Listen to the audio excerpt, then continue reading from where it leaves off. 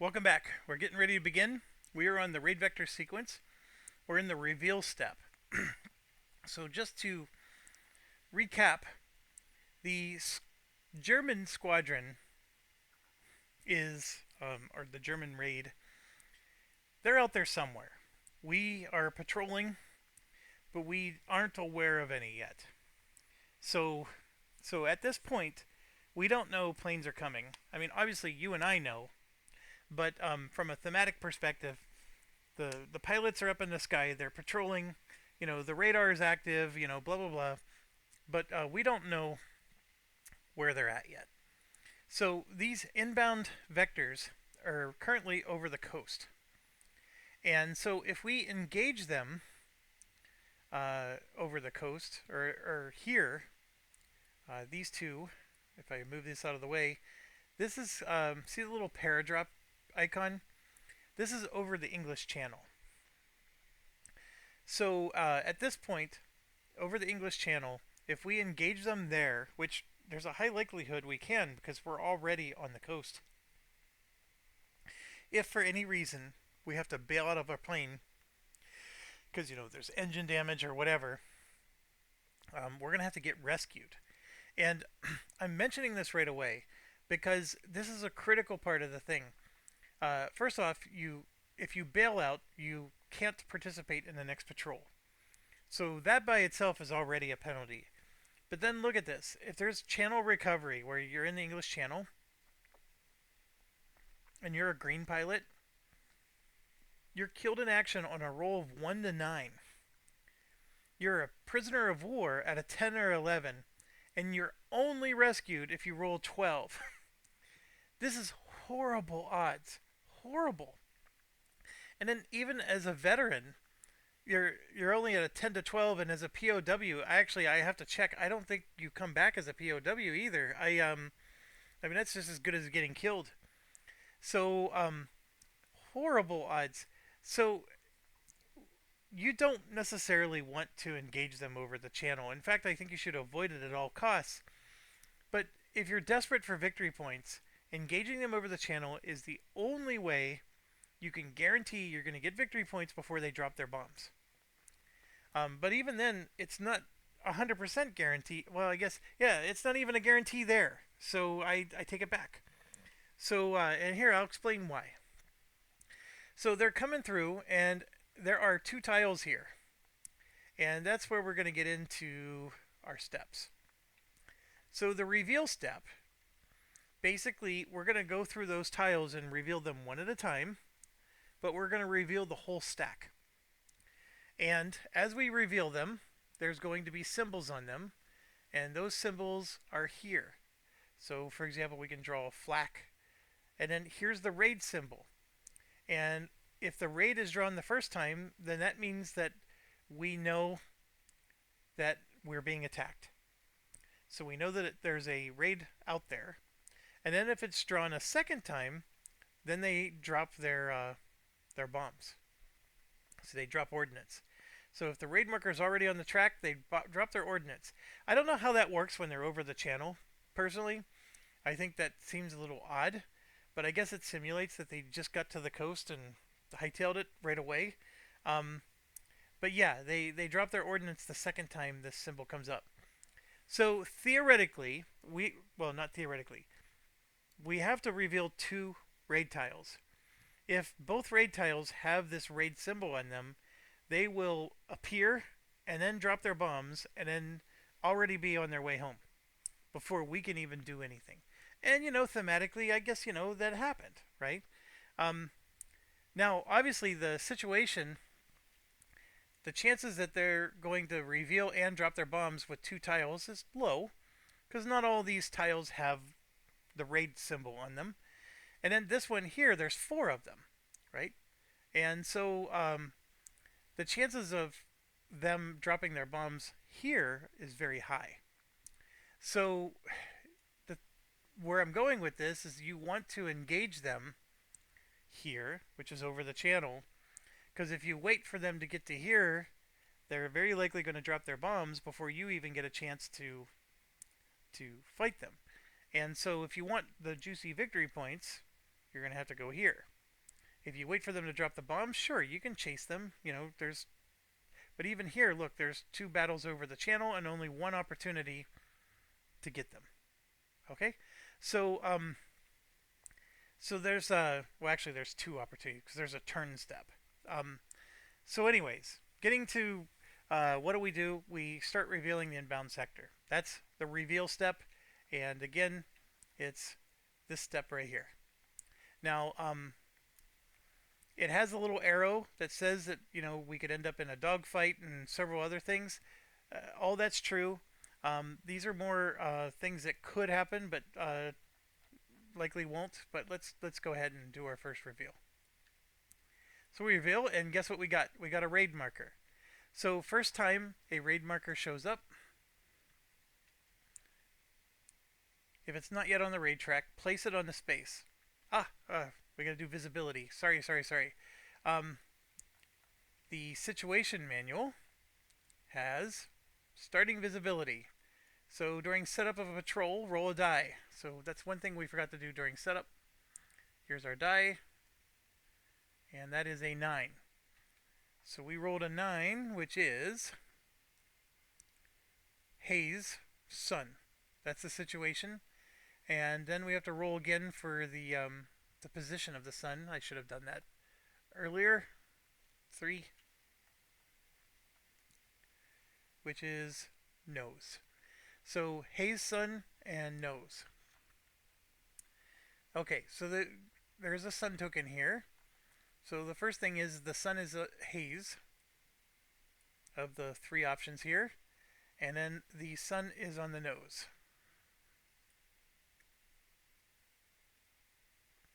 So that goes there. Alright, so now the raid token comes out. So that's going to go there, according to the symbol. And then there was another if. If visibility is clear, place the escort markers on. So we would know, how they're being escorted. Okay, the visibility is not clear. It's haze. So that means we do not place the escort markers. And I'm going to make sure, because this is one of my gripes. These play raids are awesome, but sometimes they don't tell you everything. I think this only happens if it's clear. I mean, haze is clearly not clear, but don't put it past them. 1 second while I check. Okay, yeah, and when you look in the rule book, it just says that one little bit extra that is not on the player aid. So, like right here, it says I'm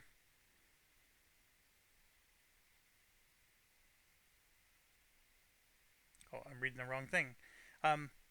If visibility is clear, roll escort.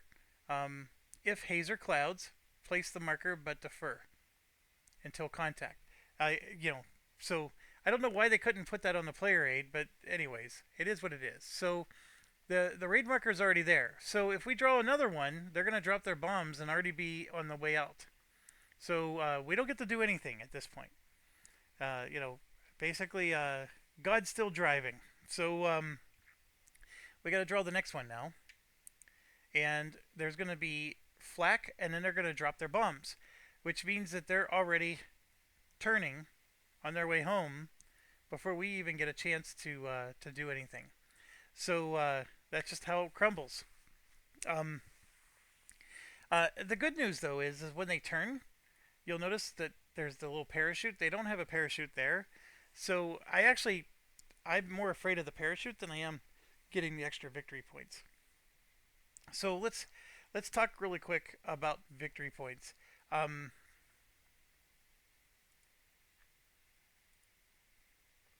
So the tallying points, that was why I was looking for the word tallying.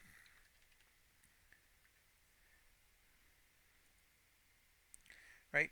So for every bomber destroyed, you're going to get 1 victory points. That is true whether they drop the bombs or not. For every 4 fighters, you get 1. That's also true whether you drop the bombs or not. Isolate a bomber tile. This is the only thing that you get points for. See, isolating a bomber tile is real easy to do. And you score victory points for that if you can isolate them before they have a chance to drop their bombs. So that's the part we miss out on. There's still chances for victory points, but this is like your meaty option. Um, Also, there's a million optional rules that you can add to the game. And I forgot to mention, but we're going to play with a few of these. We are going to play the confirmed kills. So you need 4 fighter kills to be 1 confirmed kill. And an A skill can only be acquired by accumulating 5 confirmed kills. So the fighter kills are basically going to be 1/4 of a confirmed kill. So that means less ace skills for us. And then I'm skipping weave. Weave looks super complicated. This looks cool, but I have historically proven that when I do these campaigns, whether it's on the table or here, is I will draw the event and then it like changes like a modifier, and then I forget that I had that modifier like 20 minutes later when I finally roll the dice. So I'm just skipping this, although it looks cool. And then we are doing the graduated replacements. So as our fighters get killed, there's no guarantee that they're going to be replaced. We're going to use this table to determine how quickly we get our replacements. All right, so we're going to do that plus what was the other one? I would like to do this, but I know I'll screw it up. Um, oh, confirm kills. That's right. That's right. So the only one I really need is just that. I just need to be on that page. Okay, so we got to do the anti-aircraft first, which is the flak. So basically, the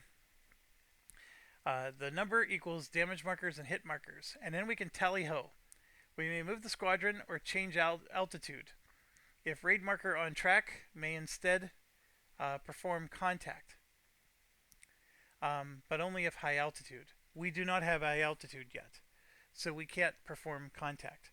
Um, Now that would have been really nice because if we perform contact, if you'll notice, that's before the um, before the raid symbol.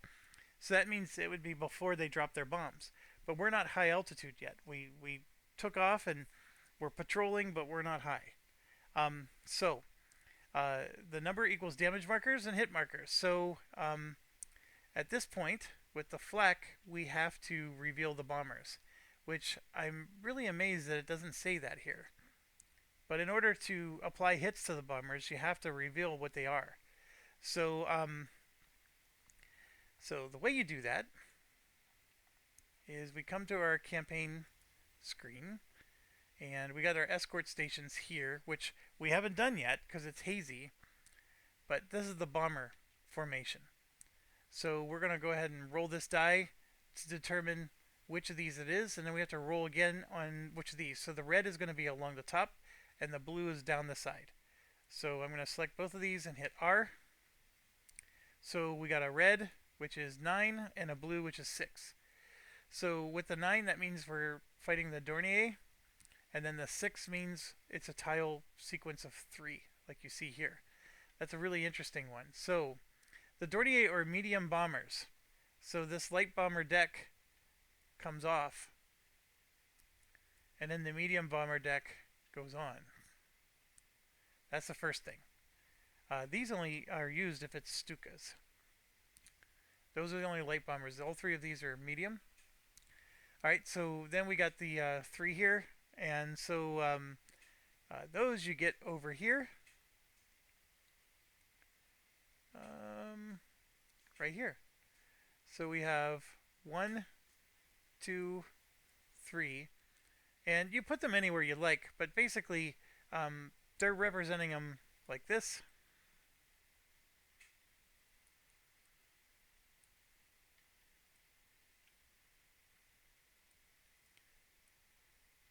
Okay, so they're flying over the channel and they're in that formation. And then I know they say Heinkel's on them, and that's where this comes in. So I don't know. There's the Junkers are 2. There they are. So it just changes the picture, but if you want to be super thematic, you can... Whoops. I don't know what just happened there.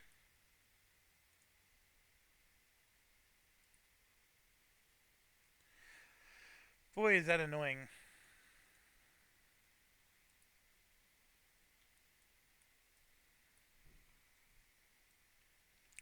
They fell underneath.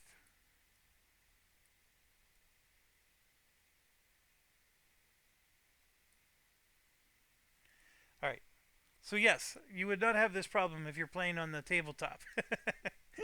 So yes, this is probably why some people don't like Tabletop Simulator. All right, so they're in this formation. We know that because we rolled this, and we have the three sets of Dornier. So what the flak means, and you can see there's a 2 here, it means we basically just did 2 damage.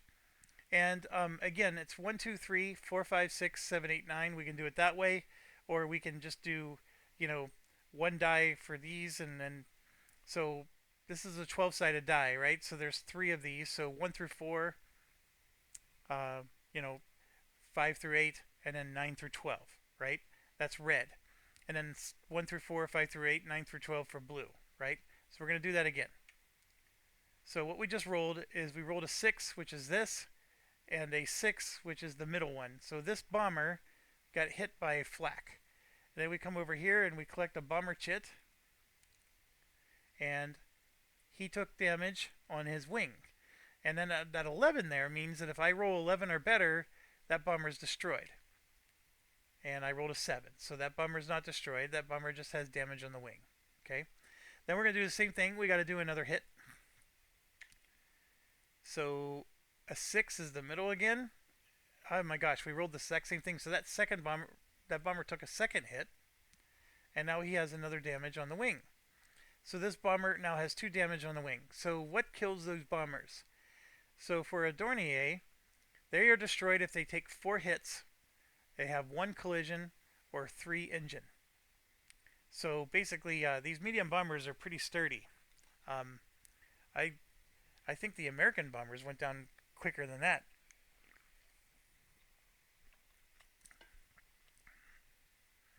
And actually, I need to look. Is that really 3 engine? Because it says engine is automatic fallen.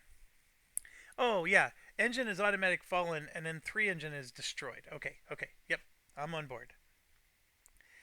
All right, and then a catastrophic result is that a bomber is destroyed or fallen. Okay,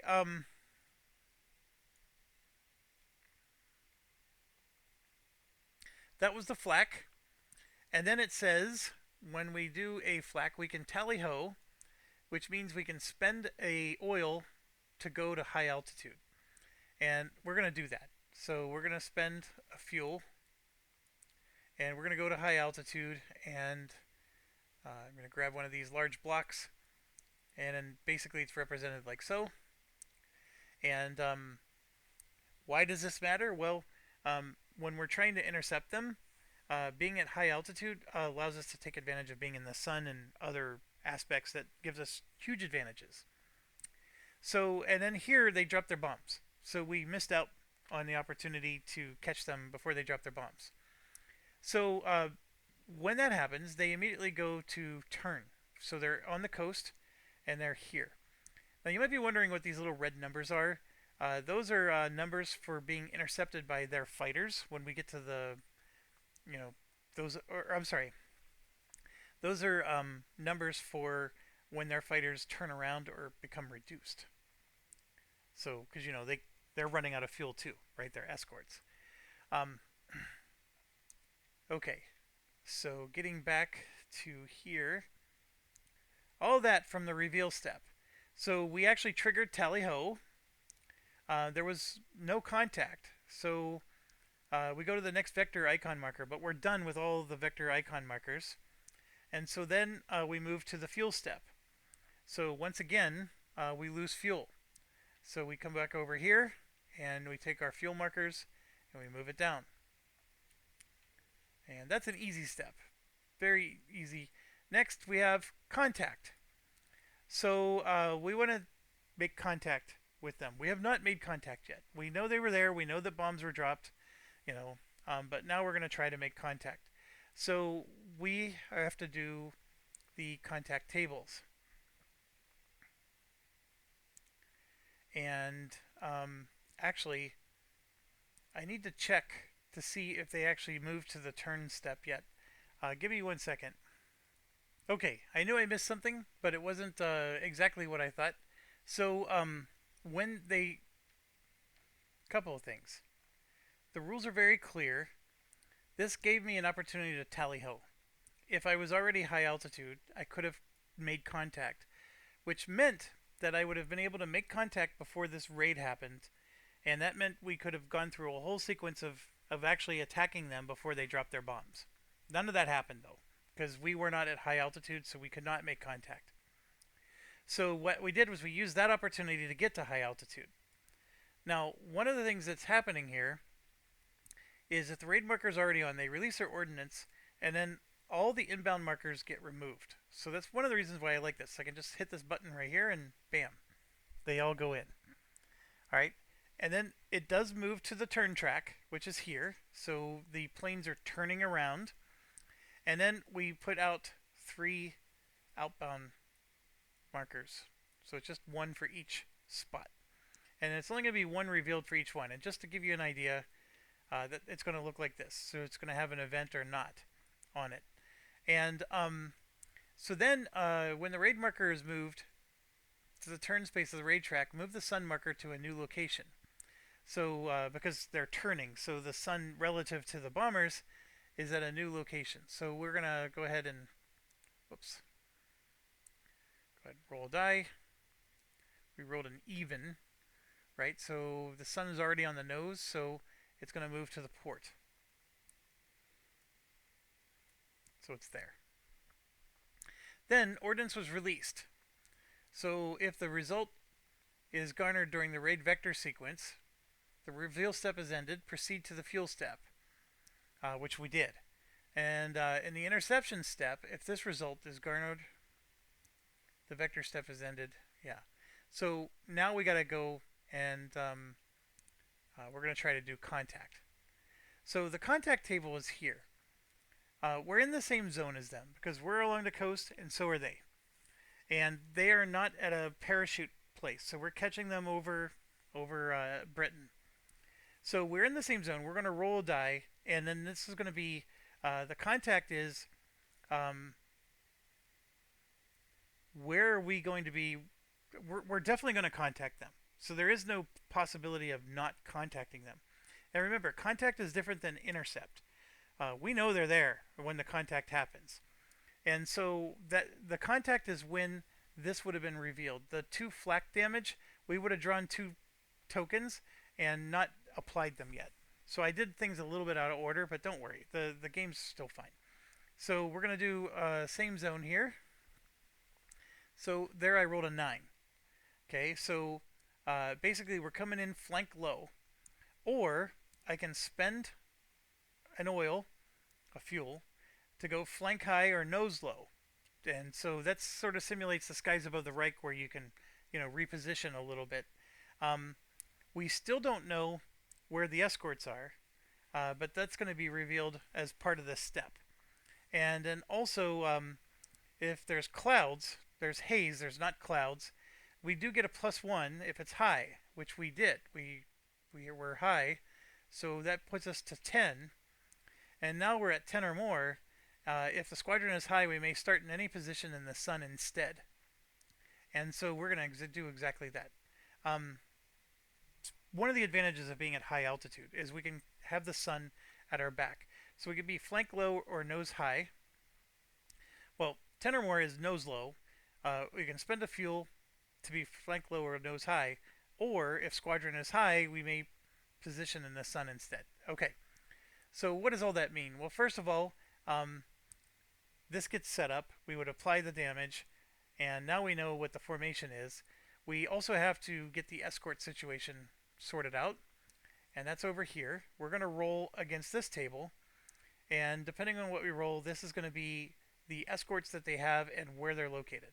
Okay, so roll again, and we rolled a 6. Boy, they like rolling 6s, don't they? So we rolled a 6. So there's going to be a 109 squadron ahead and a 109 squadron high. So we come over here, and here's the 110s and 109s.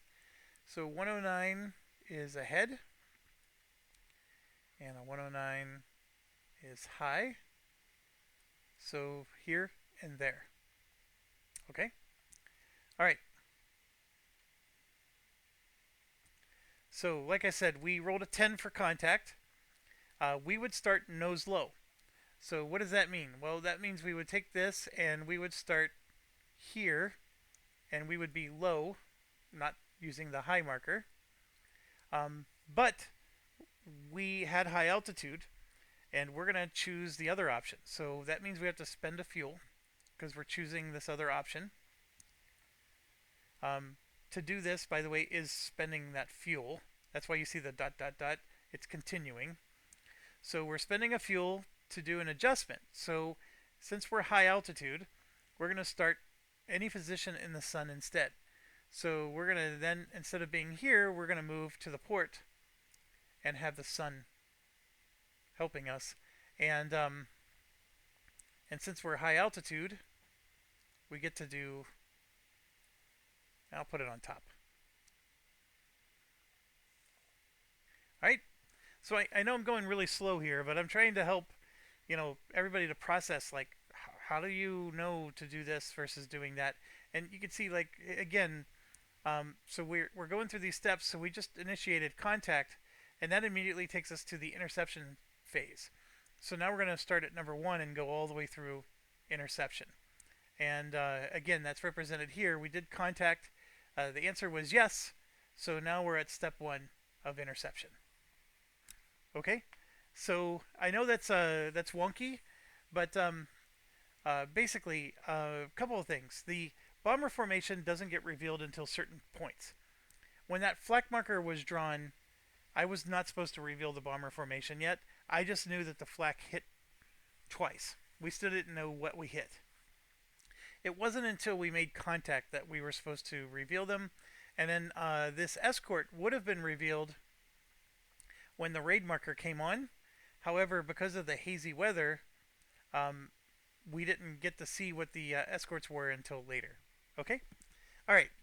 Now, there's a couple other things. There are cards here. So you have like the reveal step.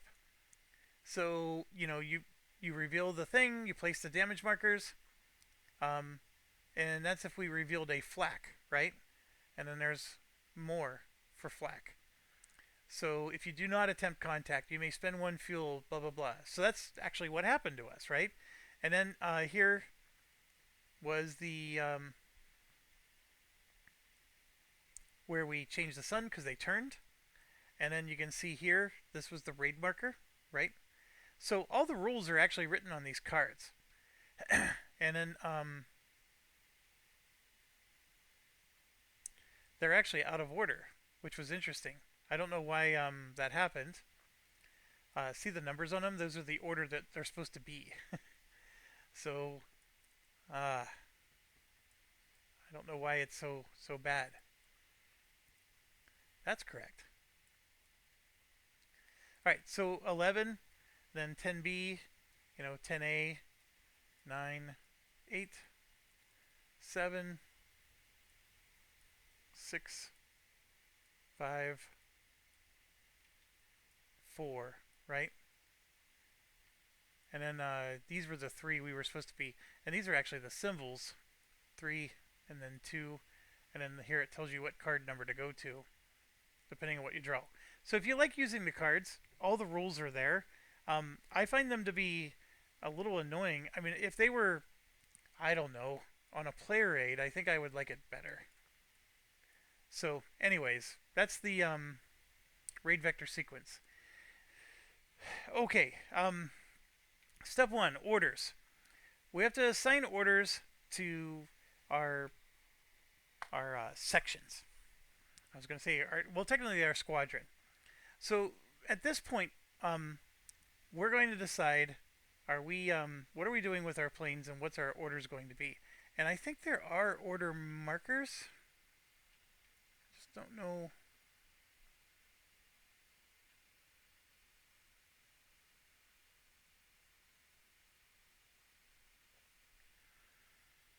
Maybe they're not. Okay, what are the orders that we can choose? We can go after the bombers, go after escorts, or crews. Okay, we're definitely not cruising. Now, the part that's going to be really awful here is the player aid to help you do this step is not in the game. This is that thing I was telling you you have to have at home. Now, they do have at least an example in the book, so you can at least see what I'm talking about. So I'm going to open the rule book here, and let's find the orders phase, right? And let's find the next one. All right, so you can see these are your different orders that you can make, and yeah, there is a token. So what you do is you put the token next to your, like you can divide up your squadrons or whatever to do this. Now, let's talk about the one we're not going to do, cruise.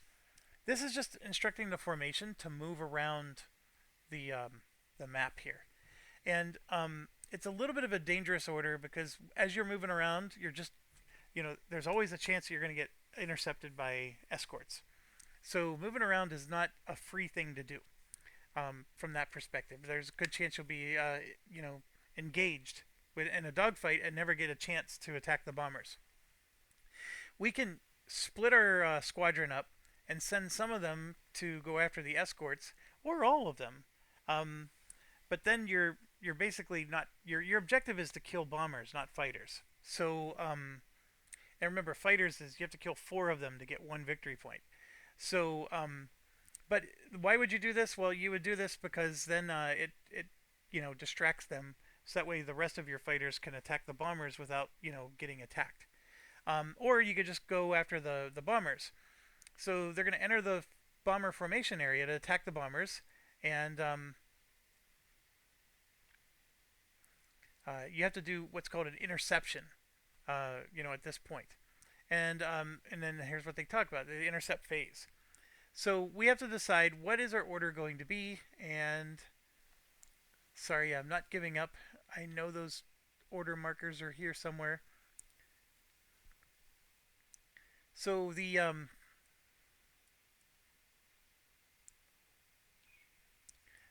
squadron, like this thing here, is in case you're splitting them, right? You could use 2 of these, and here you can see there's squadron 2. You also have an A and a B, so you can like use multiple of these to help you. Like if some of these are going after the escorts and the other ones are going after the bombers. And what we could do is we can even say, these guys are, you know, this is the A flight, and then this is the B flight, right? So these 2 are A and these 2 are B. You can do all kinds of crazy stuff. So just trying to help folks to know and see these little markers here. We can come up and we can even say that these 2 are going after the that escort, right? And then the other ones are going to go here. All those things, the world is your oyster. You can do all those things. There's an escort suppressed marker. I don't see a marker for the actual order. Oh, here we go. There's the marker. So this is a marker to go after escorts. And then there's a state. So that one's bombers. There we go. So this one, we're choosing to go after bombers, right? So we would put that order on. The entire squadron is going to go after bombers. That's how that works. Sorry, I'm not as familiar with this as I should be. And then we're just going to put some extra markers over here. Because, rather than trying to find them later, right? There we go. There's an escort, a cruise, and a bombers. So we're going all in. We're going to go after the bombers, and we can put that right on top like that. And you want to keep this guy here just to show that we're in the sun and we're at high altitude, because that's going to help us later. All right, next. The chart that I have in my hand looks like this. And I don't think there's a way I can zoom this in anymore. But basically, you're going to look at your formation's altitude. So we're high altitude, so we're going to use these top 2 rows and not the bottom 2, right? And then we have to look at the escorts. And so in this situation, I'm in the wrong spot. There's an escort high station and ahead station, which is nose and looks like tail, right? So right here you could say lead ahead. Ahead is one of them, and then there's the high, right? High station there. So we have escorts at both, and they are. So we have to look at both of the red numbers. So let's say we're using this particular, because we actually probably are, because we're coming in from the flank. Let me look at the real thing. We're not doing intercept escort. We're actually doing bomber, intercept bombers. Yeah. So the formation position, we're entering in from the flank. That's us right here, and this is not our chart. Okay. So I will be giving you different numbers later, but for this purpose, let's assume that that is what we were going to attack, and then this is actually the escort type. So this is intercept escorts. This one, this particular chart is definitely intercept escort. Yes. So what this is saying is, okay, we want to engage those fighters. Well, I'm going to roll a die, and I need to roll an 8 or better to successfully intercept if the 109s were ahead, which in our case they are. But we have two sets of 109s, so you got to look at the ahead and the high, and then you see there's two different red numbers. So which one do you use? You always use the worst one, which is the 9. So I would have to roll a 9 or better, or otherwise I fail to intercept. This is an insane game. I mean, those are really high numbers. Um, Now, if you have out of the sun advantage, which we do, because we're over here, and the whole reason of going high altitude and in the sun, right, that gives us out of sun advantage. Um, so right here, you can see player rolls a 5, which is a failed result. Determined, you can spend a fuel and roll again. So you at least get to roll twice, but at a 9 or better, you could roll twice and still fail pretty easily. Um, And if you fail twice, then you end up giving them the advantage. So they get to draw an advantage card. And a dogfight does start, but they have the advantage when that happens. Okay? And then if the dogfight ends, we get to make an escort suppression check, which could suppress that escort from finding anybody else. That's the whole point of intercepting escorts, is so they can, you're distracting them so the rest of your fighters can go after the bombers. We're not doing any of this, but I just wanted you to at least see what the chart looks like. And we're doing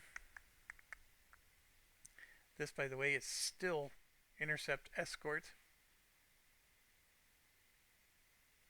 All of this is intercept bombers. That's what we're doing. So you can see that the chart looks very similar. There's no picture of planes. And actually, this is the exact chart we're using right here, the flank one. And I'm just going to make sure I'm looking at mine. Yep, this is the exact chart we're using. So we are high altitude, so we're going to use the top two rows again. And they are ahead and high. So the 10 is worse than the 6, so we're going to have to use the 10.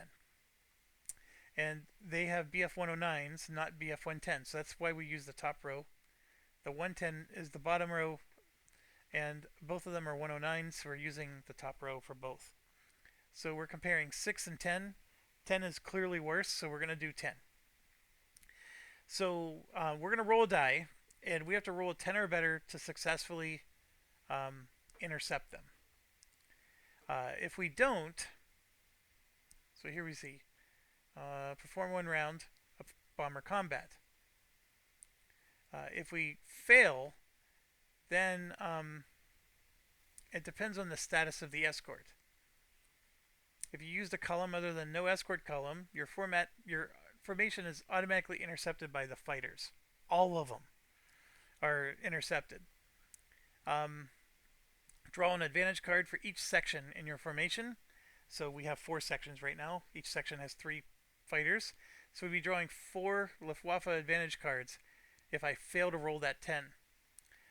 That's horrible. But that's exactly what's going to happen here.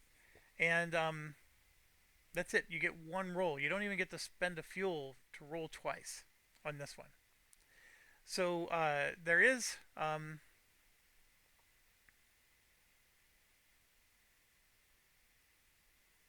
out of the sun advantage. So if we're in a position with the sun, which we are, and high altitude, which we are, we get out of the sun advantage. So we get to choose one of these two advantages, and we have to choose now. So we can roll 2 dice. So that increases our chances of getting that 10. We get to add them together. That's a much, much better chance of rolling a 10.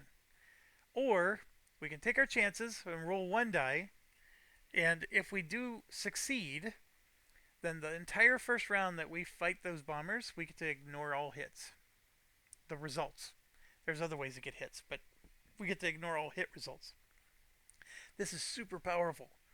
But you can see how hard of a choice this is, because I have to roll a 10, and if I don't roll a 10, I end up with nothing but dogfights, and I could theoretically come out of this with 0 victory points. So I am going to roll 2 dice, because rolling that 10 is so important. I can't afford to not roll 10.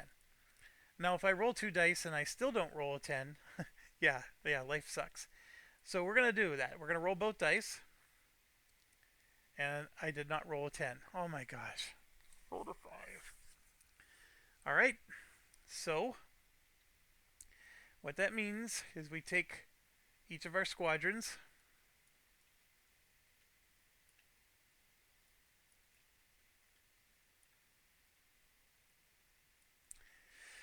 I meant to say sections. I apologize. We failed to intercept the bombers, and they are going to intercept us. And so we're in this intercept stack.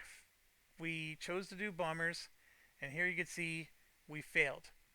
So now we have to do Luftwaffe advantage card, and we're going to do a dogfight. So we're now here at this step. So we made it to here, and now we're to here. So we're going to have to draw 4 Luftwaffe advantage cards. And boy, does this stink. Okay. Both of them are 109s. And we're going to draw 4 of these. So we're going to start with the gold squadron here. So what this is saying is that we have a swarm that's tailing us. So which one do you grab? Well, you grab the 109s, because there's a 109, and so we got a 109 swarm tailing our section. Then on the right it says, green pilot becomes independent and is tailed by a rut. Replace the swarm with another rut. Okay, so is there a green pilot in the gold leader? Yes, there is. And so what they're saying is he gets separated out on his own. He didn't stay with the section. And a 109 is tailing him.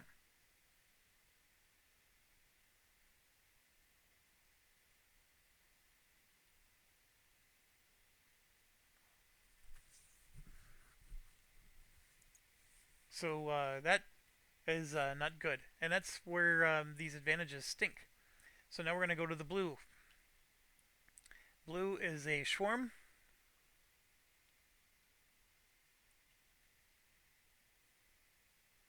Tailing.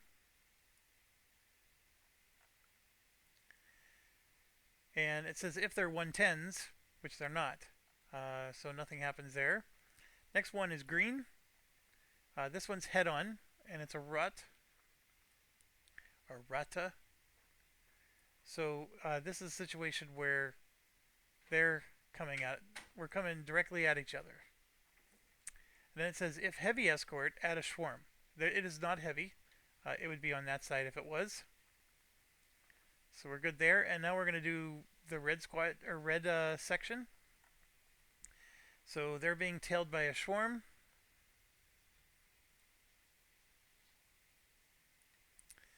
And let's see. Section only and green pilot only. So does red have a green pilot? Yes, it does. They all do. So we're going to roll a die.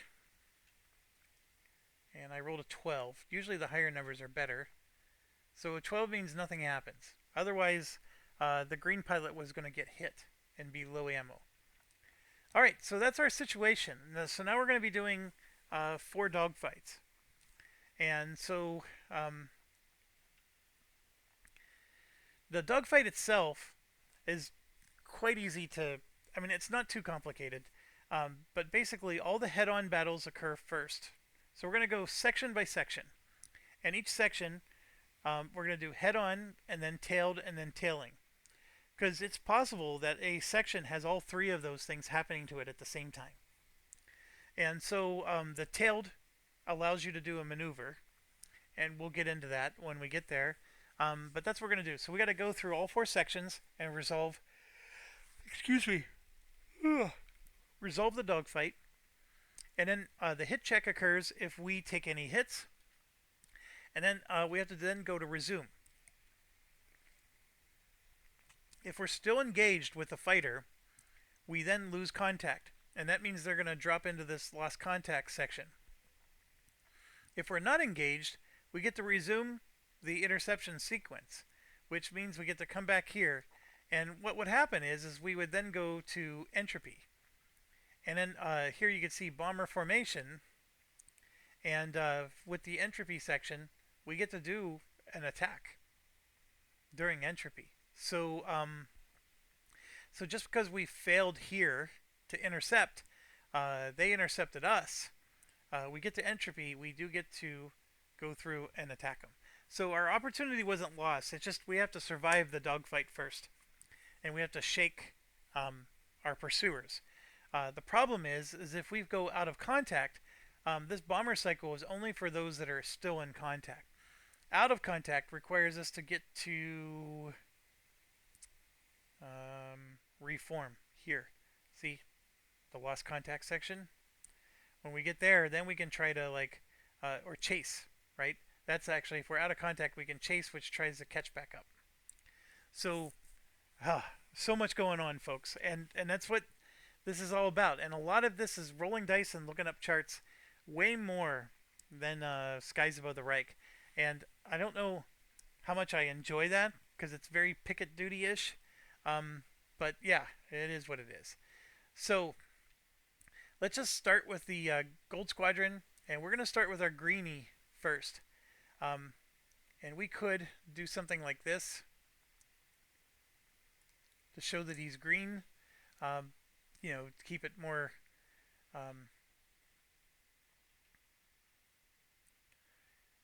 I don't know, knowledgeable or whatever. So what this is a tailing situation.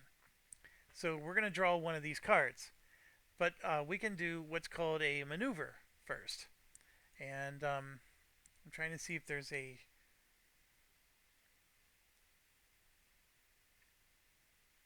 Yeah, see, in the entropy phase, we get to attack again. But for the...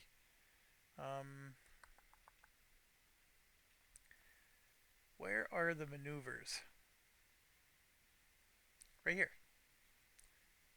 So that means they're also... they're not here. Interesting. Okay.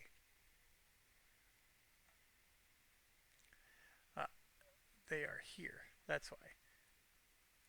Okay. So you have 3 choices. We can try to evade.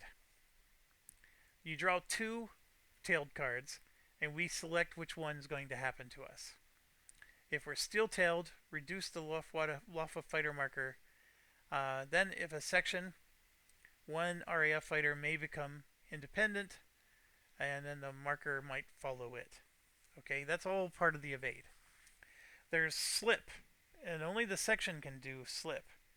1 RAF fighter can slip behind the fighter marker, which then makes it so they're doing the tailing instead of being tailed. You could not do this. Well, you have to be a section first of all, and the green pilot is not a section, so slip is not an option. And then there's tight turn. So what you could do is you could try to turn around, so that way you're doing head-to-head combat. And you need this symbol to appear on the card in order for that to occur. I have no idea if an evade is better than a turn in this situation. None at all. And and what I can tell you is, so we're being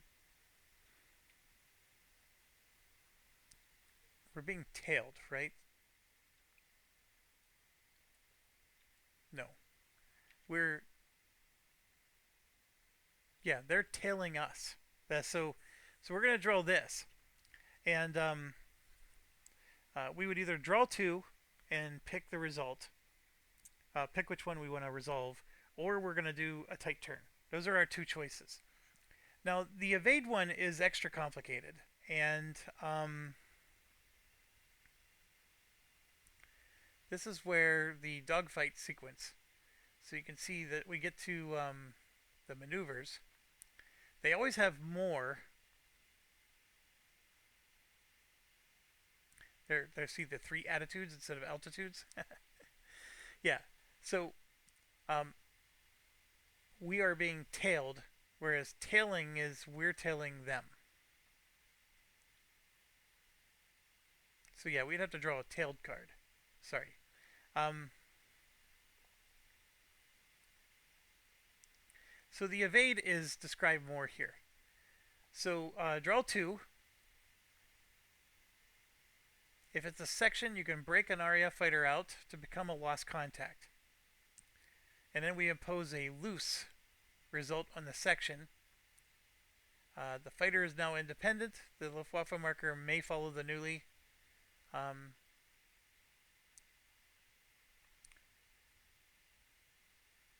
I don't know what determines whether it does or does not follow. Like, do I get to choose?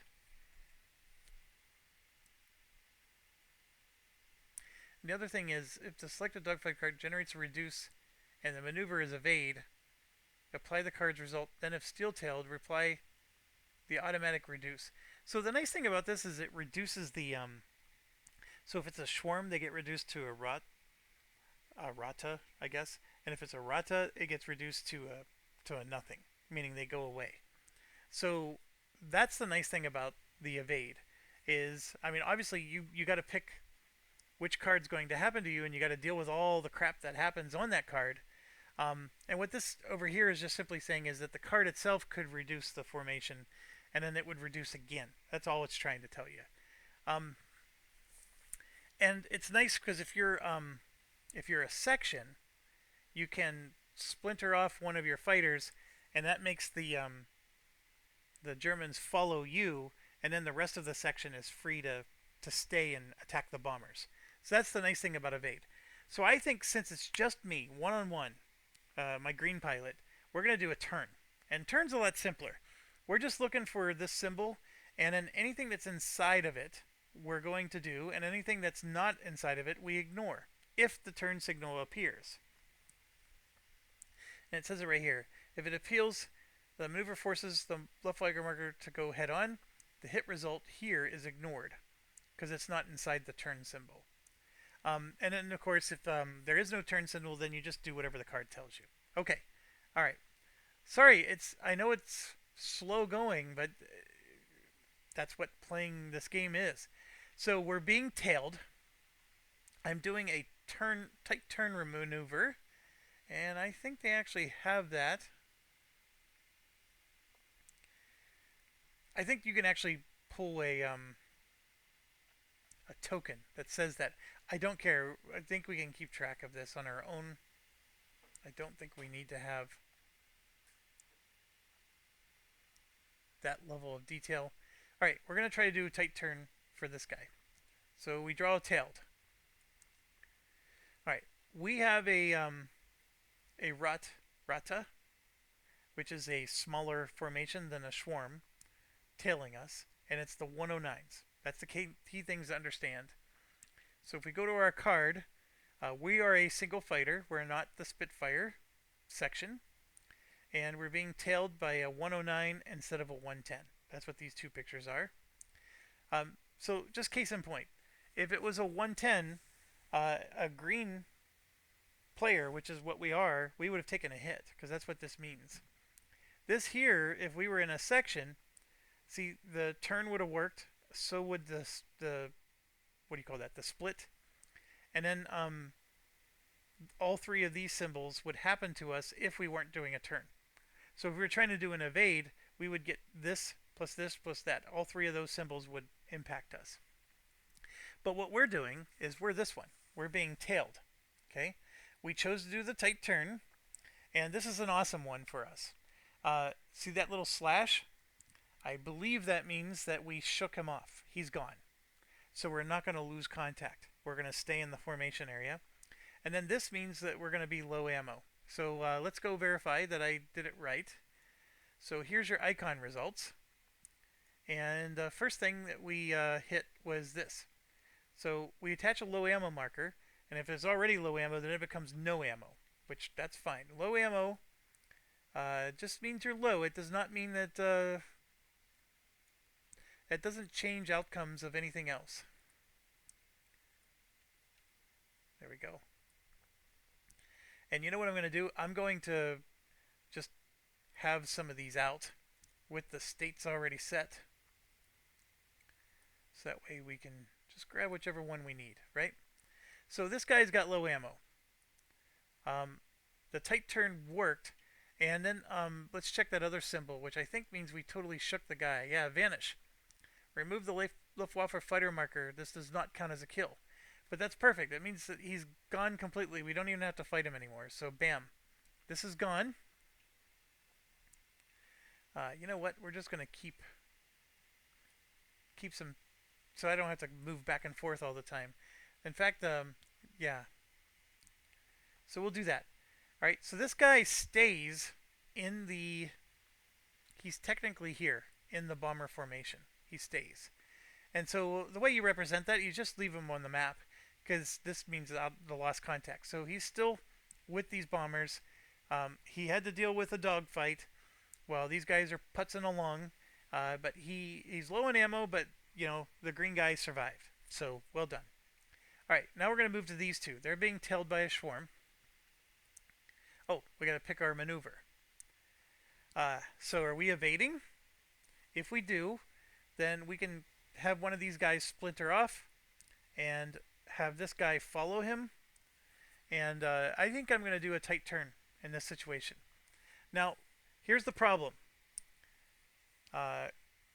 If I do a tight turn and this guy's not eliminated, both of these go out of contact, which...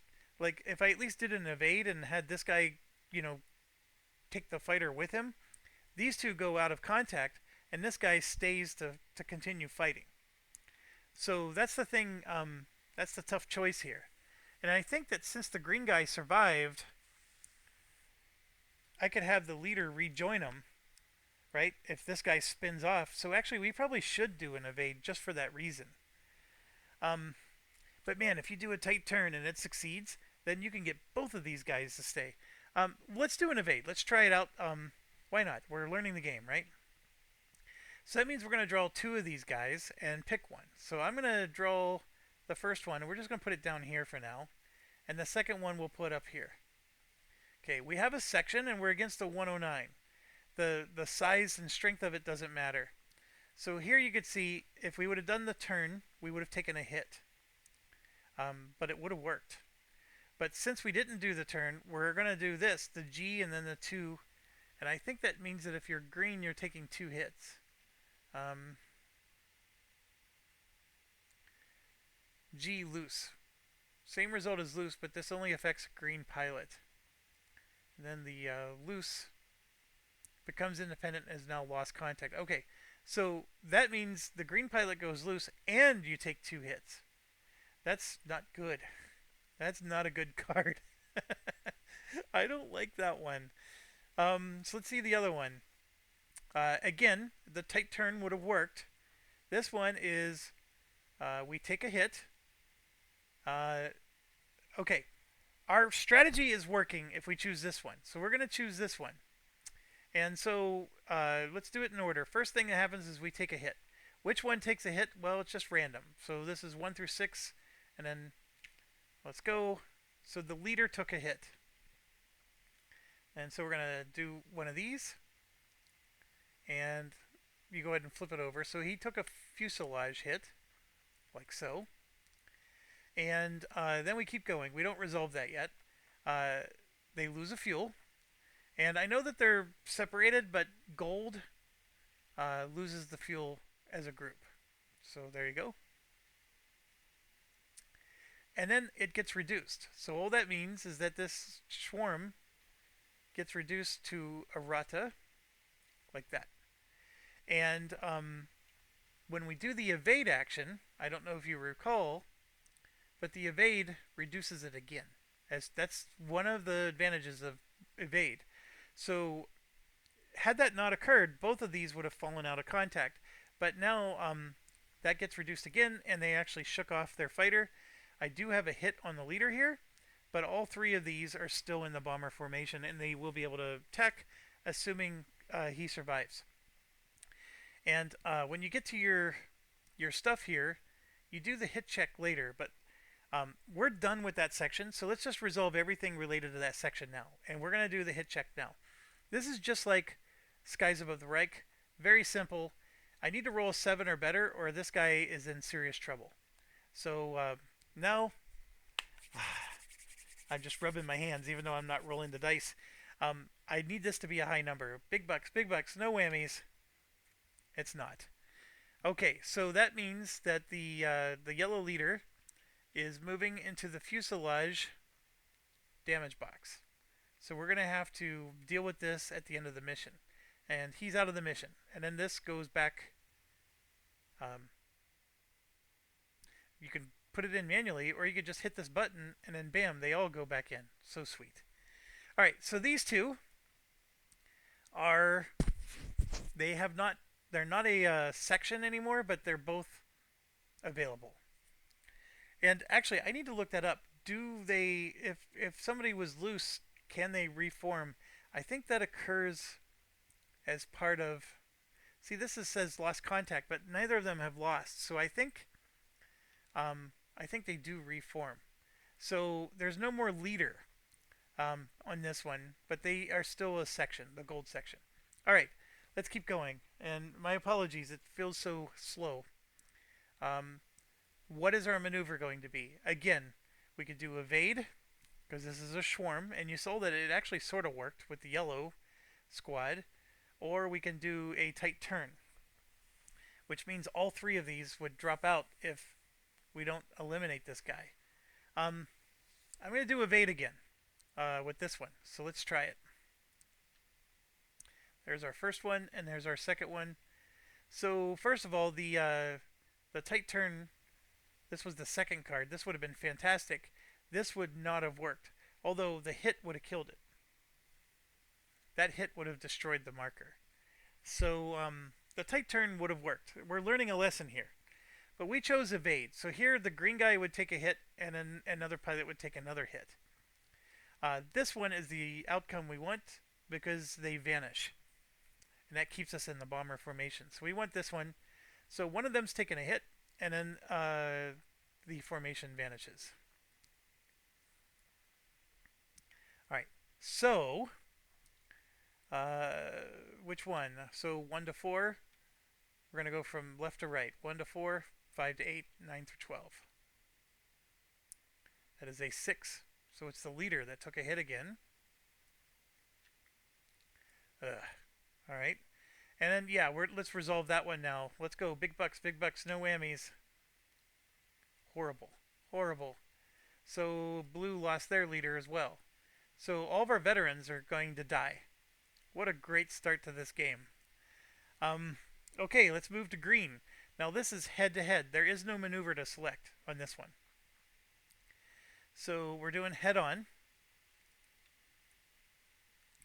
And for this one, we use this side. It's the 109, so we use this. It's a section, so we use this. So loose. One of our fighters went loose. We hit. And then they go away. So the hit, actually, what the hit means is this would get reduced as right here. We can, I don't need to, damage. So you reduce it, right? Each damage reduces it and then also counts as a kill. So the swarm gets reduced, and then to the rut, and then, oh, actually, I didn't even realize that. The swarm is 4, 3, 2, and then 1. Is that how reduce works too? One German fighter flies away. Oh man, I did that wrong. Okay, well this one's not an issue because we evaded them completely. This one, however,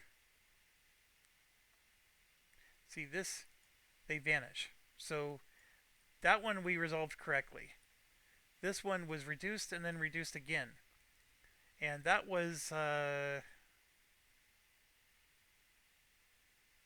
a swarm? I think so, because he had the rot. Yeah, this was a swarm. And that means these tokens are misleading.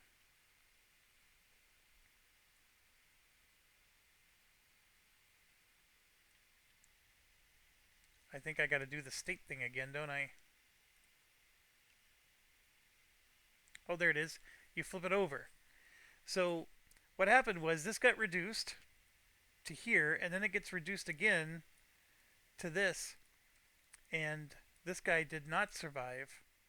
He is lost contact, and he still has someone on him. So that's what happened to that. Okay.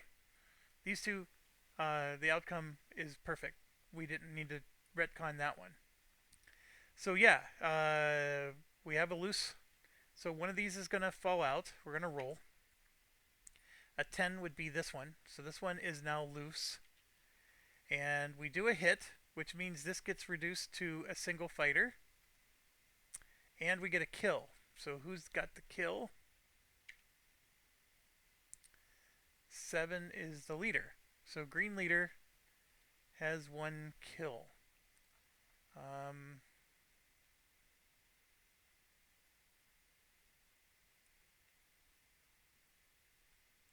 Green leader is who? This is the oh. Green is this one. Green leader is F. So F has Mr. Francis here has 1 kill.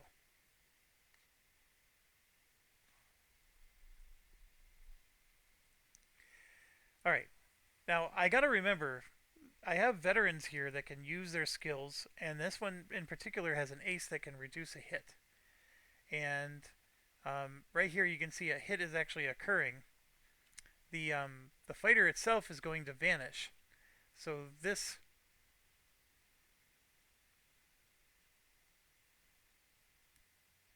why did I? Oh, I reduced it because he got hit. Okay, and yeah, he's going to vanish completely, so we don't have to worry about that. And then somebody's going to go low ammo. So let's roll for that one. And that roll is a 1. So the low ammo... Whoops. Clone that low ammo on this guy. And let's get a few more of these. Alright. I think we resolved everything. So, the blocking the hit thing.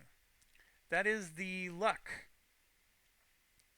that Francis has, the leader. So, I am going to say that he used his skill. Alright. And then one last thing I want to check is the veterans here.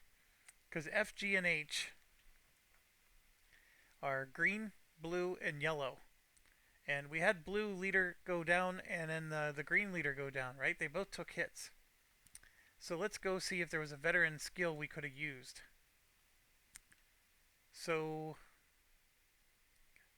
one of them,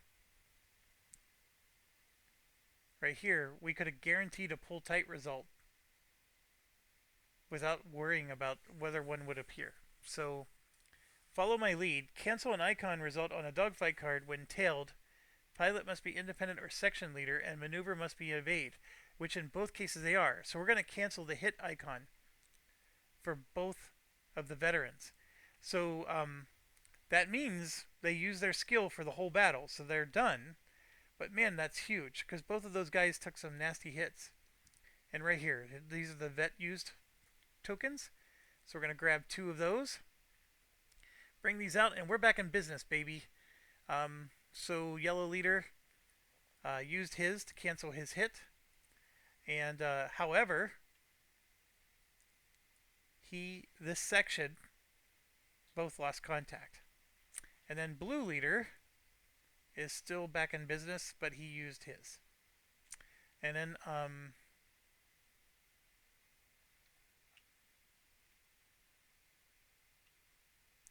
green leader still has his. I guess there's no token unless you use it. Okay. All right. So retcon complete. um, green is done. I am assuming, if somebody knows, please tell me. I can pause and try to look it up in the rules, but I swear I looked at the rules 30 times. Since none of these lost contact, I assume they reform. Um, the reform thing happens if they lost contact, but they're up here, like they're finishing. See, because it says resume. Um, if not engaged, resume raid vector or interception sequence. And I should maybe check that. Let's see real quick.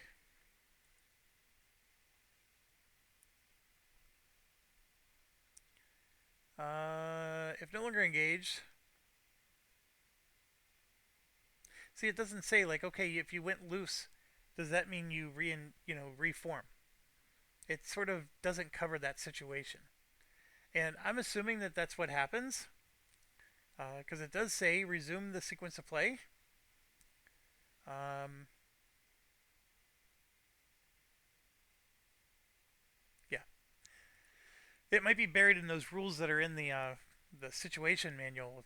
But yeah, if anybody knows for certain, I would really appreciate the help there because that does matter. But for now, we're going to assume that they reform. Then, last but not least, we have red being tailed, and I do not have a veteran this time, so I do not have the way to guarantee a tight turn. We could try to do an evade, but now I'm realizing that evades sort of suck because reducing a swarm is only going to take this from a 4 down to a 3. So I'm going to do a tight turn with this section. So we're being tailed,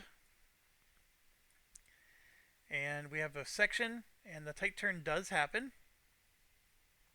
And then the R says that we're reducing them. We ignore this because the tight turn is all you need to use. So this does get reduced to a 3.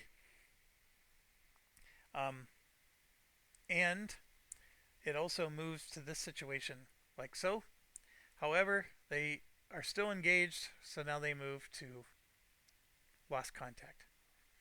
So that whole section moved to lost contact because they're dealing with them. So just for giggles, I want to see what the next one is. So had we chosen both, yeah, we wouldn't have.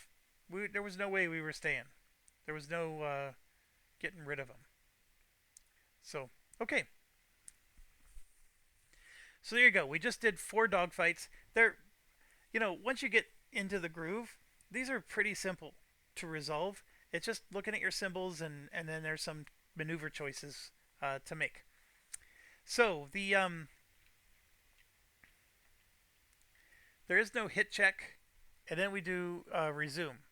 So they go to lost contact if still engaged, and the only thing I'm a little rusty on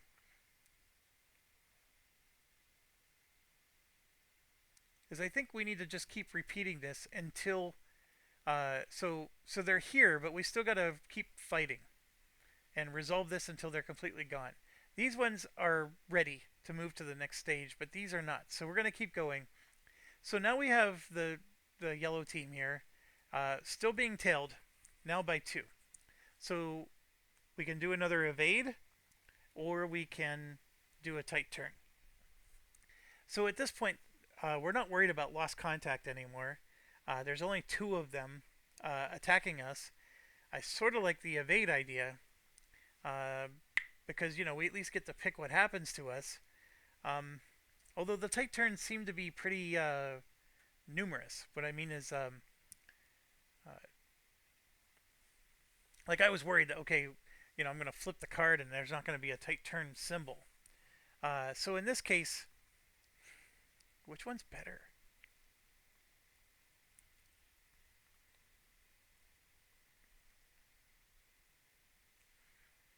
I mean, the evade thing is still damaging.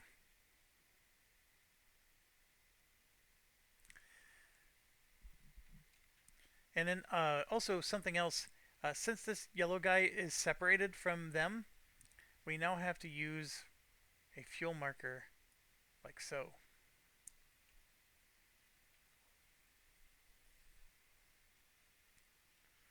And then we can put like, yellow on top to show that it's the yellow guy that represents.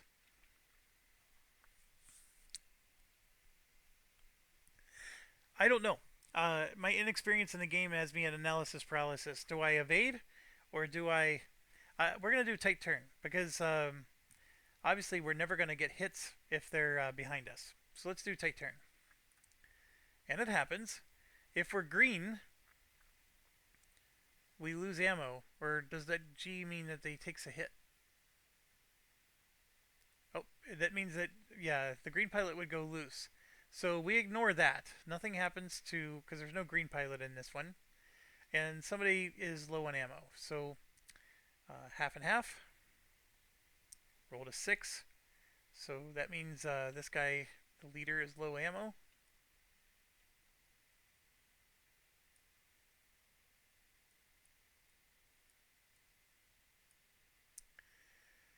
And the tight turn does happen. So now they're in front of us. Then we do this one. There's nothing to do. You just draw and hope good things happen. So we are head on against the 109, and we are a section. The green guy takes a hit. We evade him, and then there's low ammo. So Schwarm, low ammo on somebody. On this one, and the green guy takes a hit. Oof. We might be saying goodbye to our green guy. Yep, that resolves everything. Okay, so red's done. Let's go ahead and resolve this. These numbers haven't been high. Let's use this one. Much better. Much better. Shake that baby right off. I gotta be really careful because if those hits were on someone else. Alright, now we got one last one to resolve. So let's do this one. Again, we have a section against the 109. L means one of these is breaking loose. It doesn't matter because they're both loose now. We did avoid. And there is a hit. So again, left, right. So the leader takes a hit.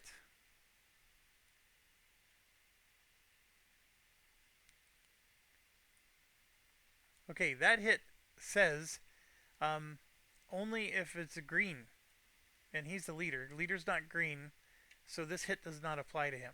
Ooh, that was a brutal one. So yeah, I think we're done with all of our hits. So I'm going to go ahead and collect them. All right, very time consuming to procedurally go through everything. It doesn't help that I'm fumbling and stumbling along the way. And so, okay, now's our situation. We have 7 of our fighters are still in the bomber formation, and we have 5 that have lost contact. So now we move to resume. So we put this back up here. I'll put it up above to show that it's not actually happening. And so now we move to entropy. So the bomber formation happens. So we move to approach. And so here, round 1, we can apply approach advantage and penalties. And if we're in round 2 or more, there's a delay. Okay, what does that mean? Well, we are coming in from the flank. There are penalties if you, for example, well, the one that I'm immediately thinking of is If you After we do our attack, we can reform. If we choose to reform on the tail or the nose, there's a delay, and so the penalty is you don't get to take a turn for a whole round. Um, there's another penalty. I'm checking to see if it's written on the board here. It's gotta be.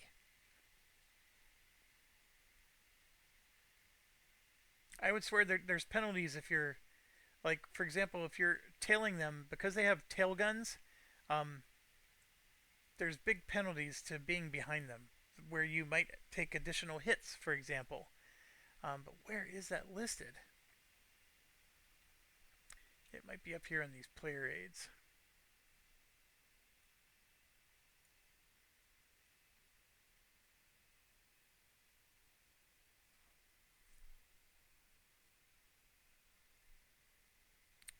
Okay, let me take a moment and I'll try to look it up.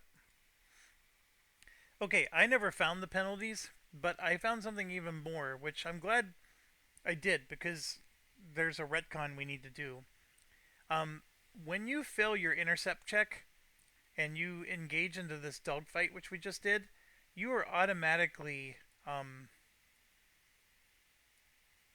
lost contact. There is no such thing as preserving your in the formation. Everybody's down in lost contact. The entire squadron.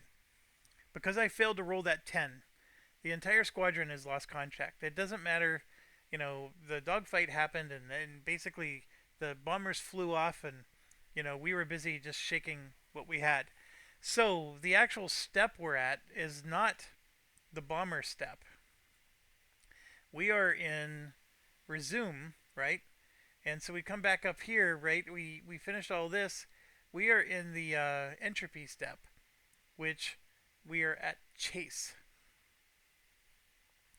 So that's a very big deal, and I'm glad I caught it because, I'm learning how to play this, and it's funny because you read the rules and you think you understand it, and then you still don't. So, and remember I told you that the rules are missing the sequence. And it would be really nice to just see, okay, when I finish my dogfight from a intercept check, what happens to me? But yes, it's all buried. So we need to find the chase section. It keeps saying it's page 37. Let's see if this works.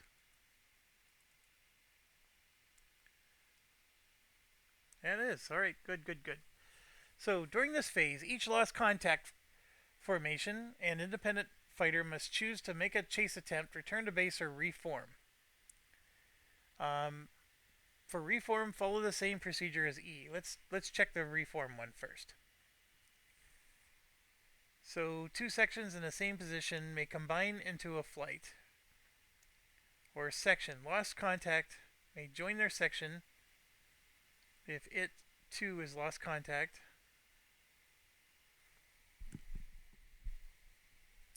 Alright, so all this is saying is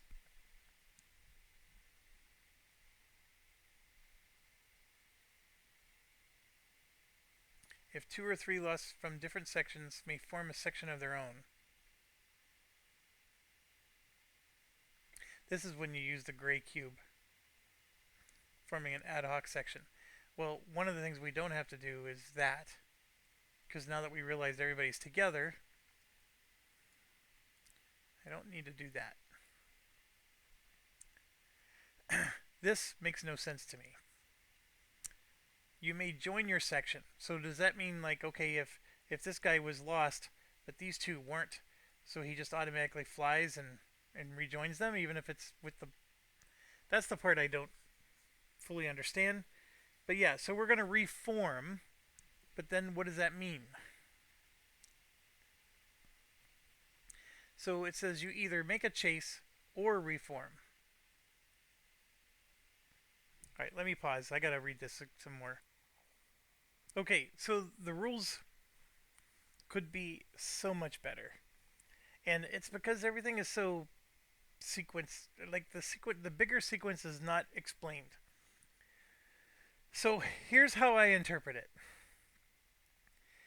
During the chase step, you have one of three choices. You can chase, return to base, or reform. Reform is pretty straightforward. Reform just simply means um, we know that the green here is loose. So he's not with his yellow compadres, right? So if I did a reform, that would mean the process of bringing them together, right? And I think that we had another situation with loose on the last one, which was the red squad. So one of these should be loose as well. So I'm going to go ahead and roll and let's do that. So since I rolled a 7, it's him. So these two are together, but he's on his own. Okay?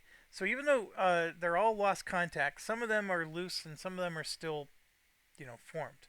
And the reason I said red is this was the last card we drew. This one here. And, okay. So, if you spend your turn reforming, that costs you a fuel, but then you stay in the lost combat contact. So this is the part that the rules don't say. Okay, it says you could do one of these three things. So let's say I do reform. It says that I spend a fuel and then I'm done. Okay, well, what happens to my planes then? So I think what it does is they reform, but they stay in lost contact. And so then I would do a round of whatever. And then, like, as time progresses, the next day or next hour, I can then come back to this step again, and then I can do, now that I'm formed, I can do a chase or whatever. Now, why does the time thing matter? I think that, so the rules make no explanation. They just have to sit there and wait until the next chase step, right? The reason I think that this works is you got this fuel. This is your timer. You're going to eventually run out of fuel and have to go back anyways. So if it costs you one fuel to reform, right, then you're going to lose a fuel because time's going by, and then you have to chase, and then you have to, So eventually you're just going to have to just return to base. So, so that's why I think in this particular situation, that's our choices here. So we can choose to reform or chase. Now, obviously, these two can chase without a doubt. This guy can reform with this guy, and we can make an ad hoc group, right? We can do that. Both of them are veterans, which is interesting. They're both the leaders. And then these two can, these two sections still are functional, although we no longer have a leader. And so we can send these two back as well. So that's what I'm going to do. I'm going to chase, or I'm going to reform. This is one group. And so this is where the actual black marker comes out. Now you have to use your worst fuel of the two, which is going to be this one. And it costs them a fuel to reform. So they're now sitting there, because we have to start here and then we spend one.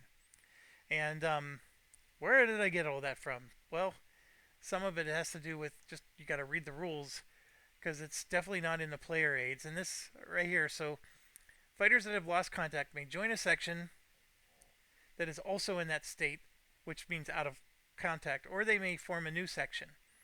This is the ad hoc, which is what we did. And see, it costs a fuel. All of its fighters may have started the patrol in different colored sections.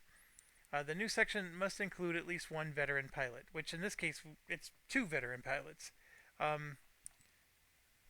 think the red one, no, the red does not have a veteran, but it doesn't matter. The yellow does. So we formed an ad hoc section with that one, and then all of these are going to chase. But they're separate sections, so you have to do separate chase checks. Now, what does chase mean? We're going to try to catch up to the bombers again and do another intercept phase. So we have to use this chase table here. And it's also, like when we were looking at this here, chase. We're going to roll a die and do whatever it says, basically. And then we're eventually going to have to spend a fuel. But let's go back and do the chase. So what we have is we have the weather is hazy. So we're going to be using this column. And we're using the chase table. and then we roll 1 die for a section and 2 dice for the fighter. So if you're an individual fighter, we could have, instead of reforming like we did, we could have tried to go back just as individual fighters. But if you're an individual fighter, you roll 2 dice and you pick the worst. So it's not a good chance. And then, so with this, we're going to roll 1 die. If there is light escorts, which there is, where you have to roll a 7 or better to catch the bombers. If we roll a 1 to a 3, then that means that we're being intercepted again, and they're going to draw an advantage, and we're going to go into another dogfight.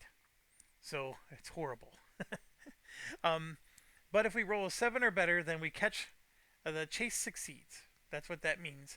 And then, based on whether it succeeds, as a section, we're going to roll a die again to see where we pop in.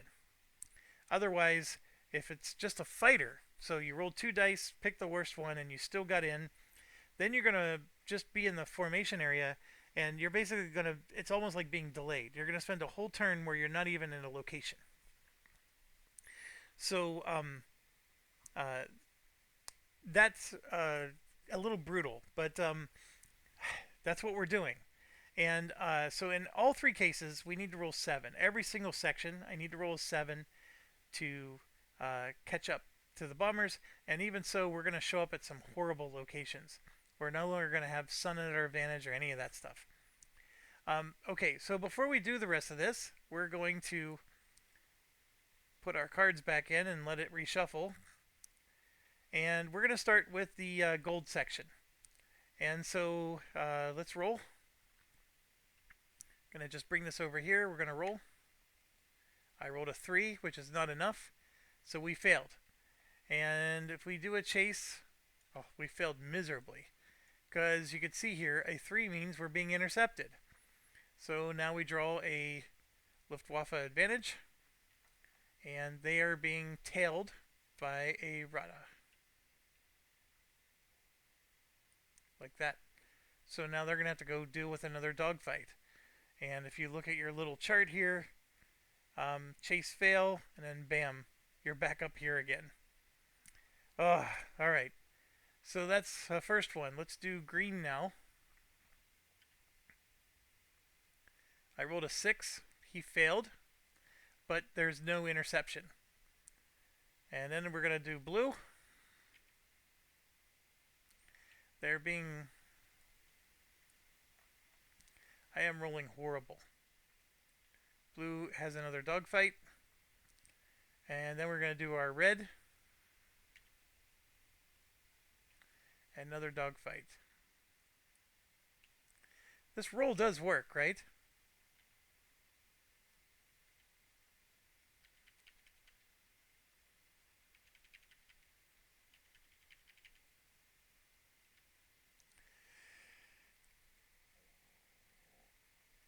I don't know, maybe I'm better off just doing that, right? Although that just rolled just as poorly. Okay. Anyways, yeah, we get another one.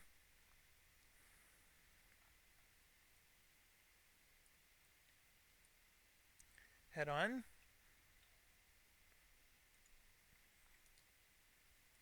Gonna clone it.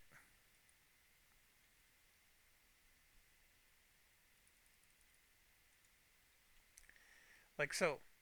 So we have 1, 2, 3 dogfights out of this deal. Not a single one of them caught the patrol. This is a boring game, folks. I mean, when I read the rules, I was a little excited. I'm not having fun at all. This is, and I don't know, maybe this is thematic, but it's boring. And then of course this one, nothing happens. So now we got to do dogfights again. So these guys have to choose what are we going to do. Tight turn or evade. We'll go ahead and do tight turn. So let's go.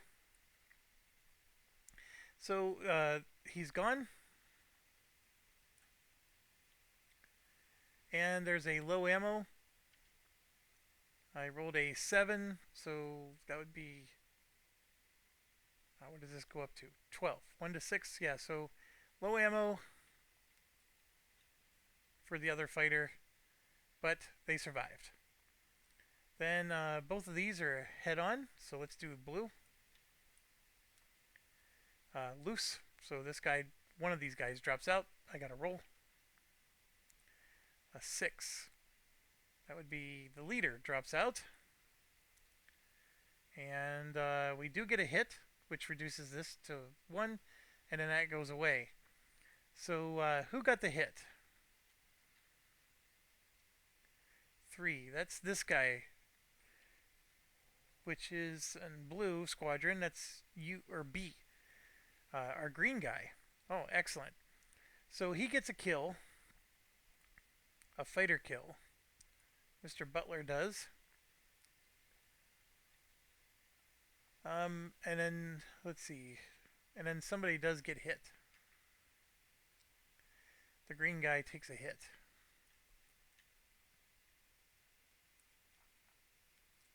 And it's an engine hit, so we'll have to take care of that.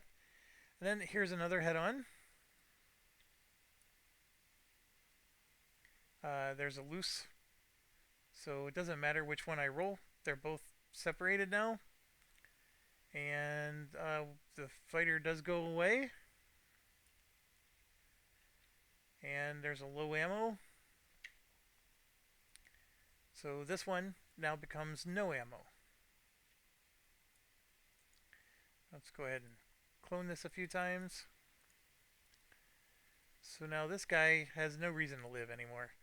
So he's done. Alright, we got one hit to resolve. So it's this one. Big bucks, no whammies. There we go. We rolled a 6.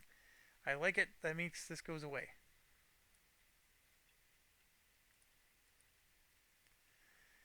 So he lived to fight another day. Alright, so after all that's said and done, we have 1, 2, 3 sections. We have 3 loose, and we have this ad hoc section over here. Not happy. Alright. Dogfight is done. We now move to patrol complete. And we're going to say no. So that means fuel happens. So everybody loses 1 fuel. So down, down, and down.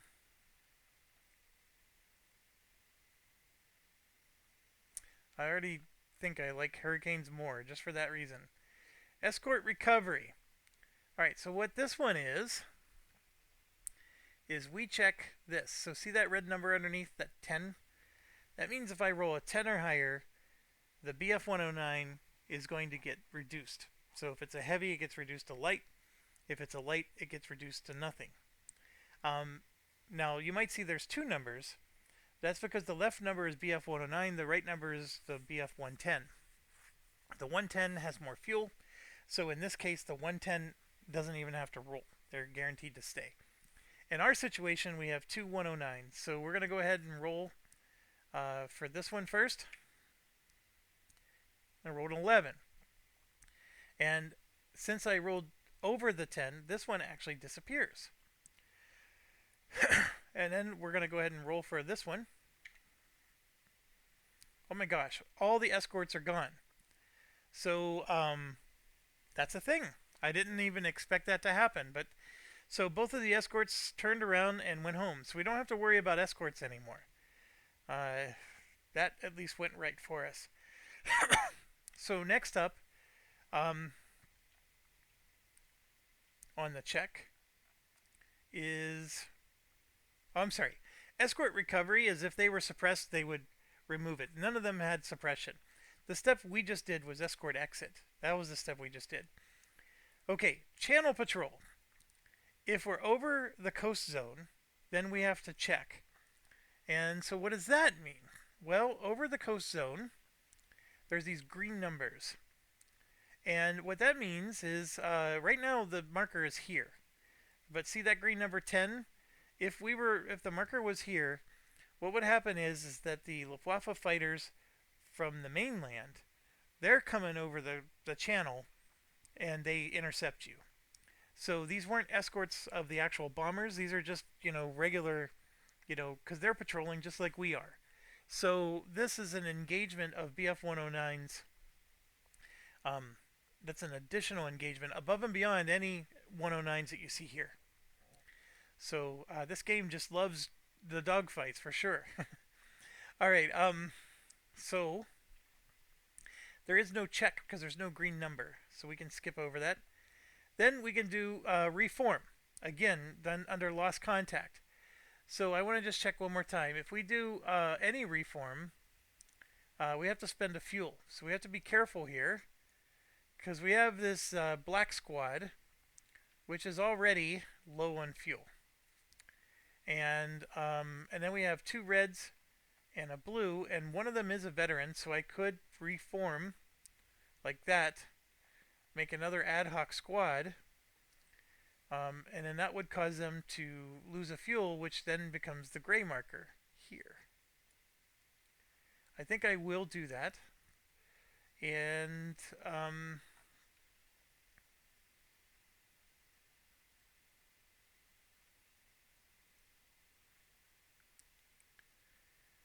then we go to raid vector, and now we move the marker, and then we swirl again.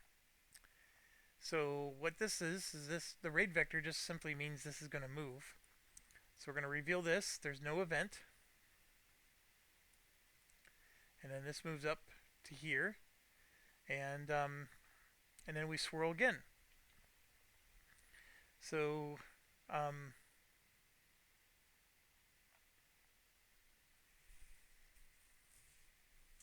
I probably should have returned to base earlier. So swirl again, we go all the way back up to orders. There's nobody anywhere. We gotta drop, drop, drop, drop, drop, and we gotta drop all the way down to chase again. Because everybody is still out of contact. So the only way we can get to these guys is to chase them. Or can we intercept? I don't think we can. I think once you're in lost contact, you have to chase, which is this table, to have any hope of catching these guys.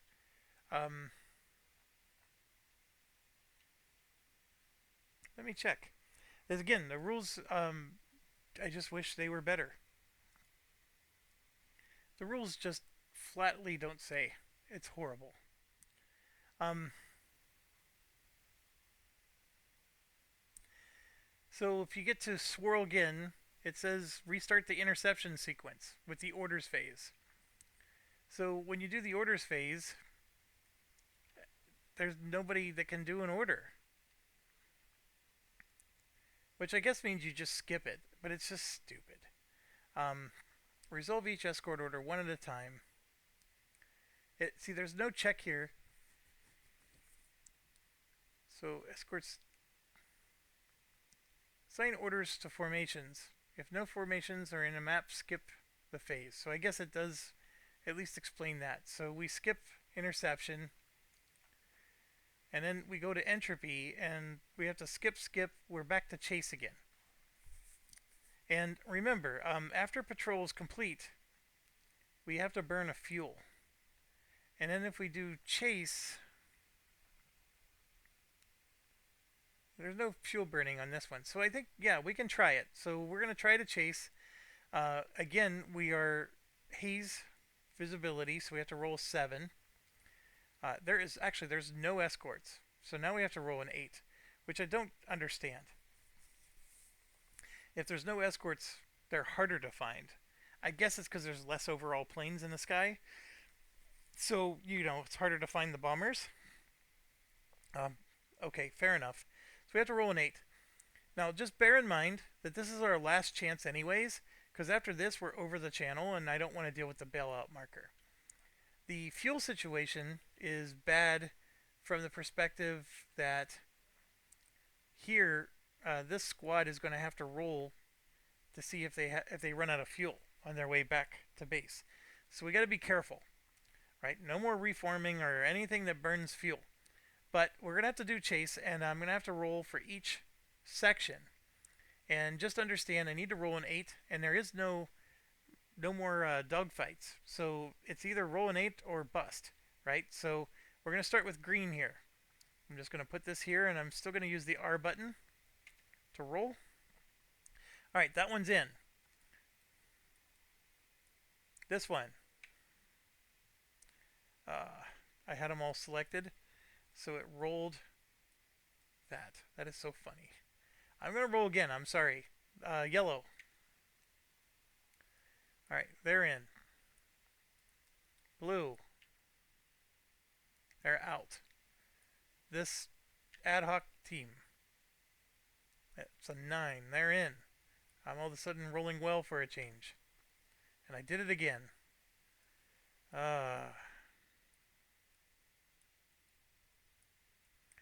Who had the low ammo? I think it was that. Or no, it was that. Alright, these guys made it. Alright, so now we got a bunch of guys ready to fight. But here's the problem. I'm running out of fuel. And this is ad hoc team gray, and that's the ad hoc team black. So we do chase, we succeed, and now we got to roll for the success. So 1 to 2 is port low, 3 to 10 is trailing low, 11 to 12 is starboard low.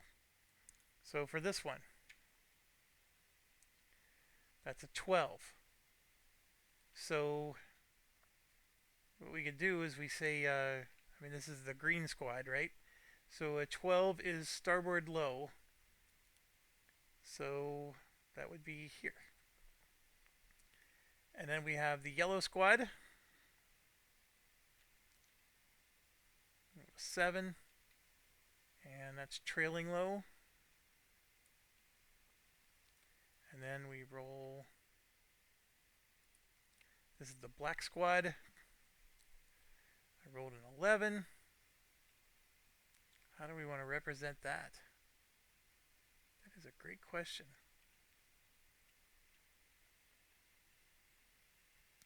There's chalkboard stuff. We could use those.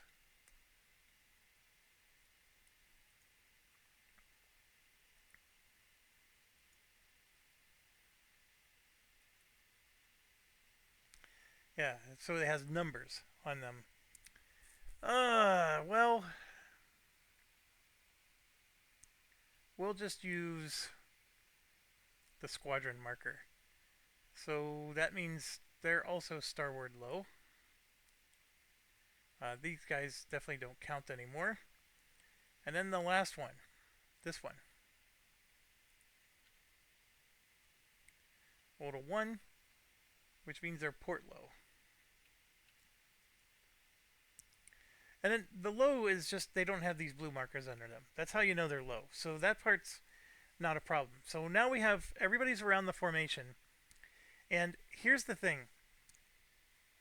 We get to attack. There's no escorts anymore. So I think I have to risk it. But we did our thing. We are in our position. And then we end the chase phase. So we succeeded. It was a section. We got put on the interception map. But now we go to patrol complete. I'm sorry. During chase, I attempted to chase with everybody, didn't I? This was when I could have returned to base with these guys. And I actually, because they're here, nope, we'll ride it. We're gonna ride the pony on this one. So patrol's not complete, so everybody loses the fuel. So now this is in very precarious situation. Everybody moves down. Do we have it? Yeah, we do have a yellow squad. So we have 1, 2, 3, 4, 5. Why do I have? We have a blue squad. This is gray. Which squad did I lose? Blue. We lost red. Yeah, so there's no more red squad. I see. So we can take this off the board. Okay. Now we go through all this stuff. Escort recovery. There are no escorts. Channel patrol does not happen because there's no. Well, there is a green number. So now we're rolling to see if we get intercepted. And is that per section? I don't think it is. What a great question that is, though. With a channel patrol, make the channel patrol by rolling a die. Draw Wolf was advantage and apply it to an RF fighter section. So it just applies to any one section. We'll have to randomly pick which one. Okay, so let's roll. I rolled a 1. Yay! So they needed a 10 or better. So there's no interception. Our fighters are ready to actually attack something. So we now move to reform, raid vector. Oh, that's not good. I didn't even realize this. We're now over the channel. Oh no. This is no good. Okay, there's no event. But now it's over the channel. I forgot it moves down there. Then we swirl again. We go back up here to our orders. Well, we're doing bomber. So, moving forward. We have to intercept.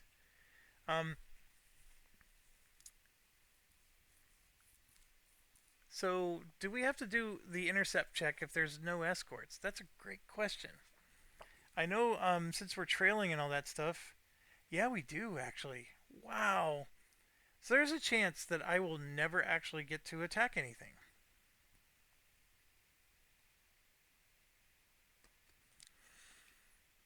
So this bomber formation thing, I'll show you. There's an actual section in the rulebook here for the bomber cycle. Let's go to page 17.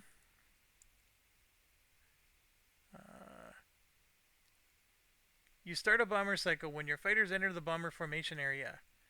Place fighters next to their... See, you don't enter it unless you actually succeed at intercepting. Because we're not in the in this area. We're actually here on the interception map. So we have to get to there.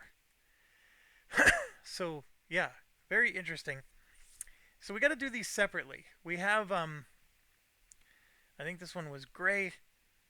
This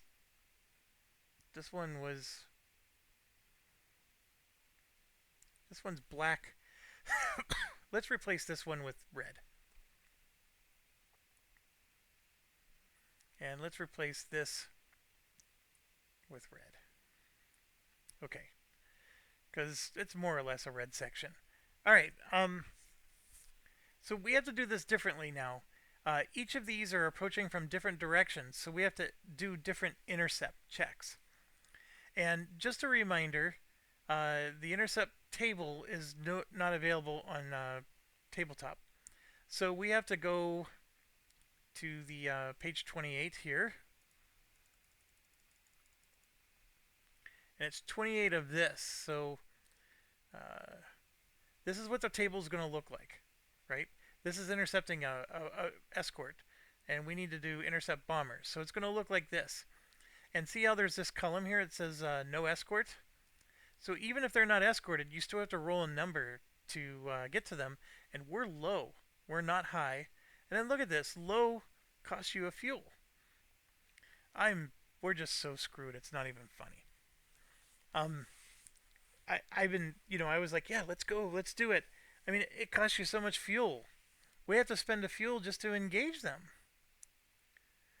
So, alright. So our orders, we could cruise, which I don't think costs a fuel. No, it doesn't. And cruise lets us, like, change, where we are.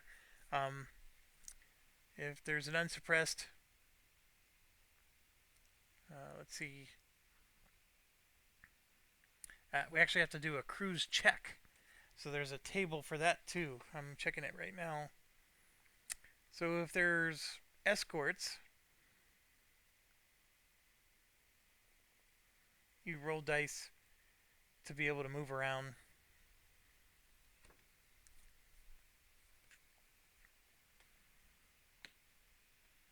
Okay. I did not realize it costs fuel if you're low.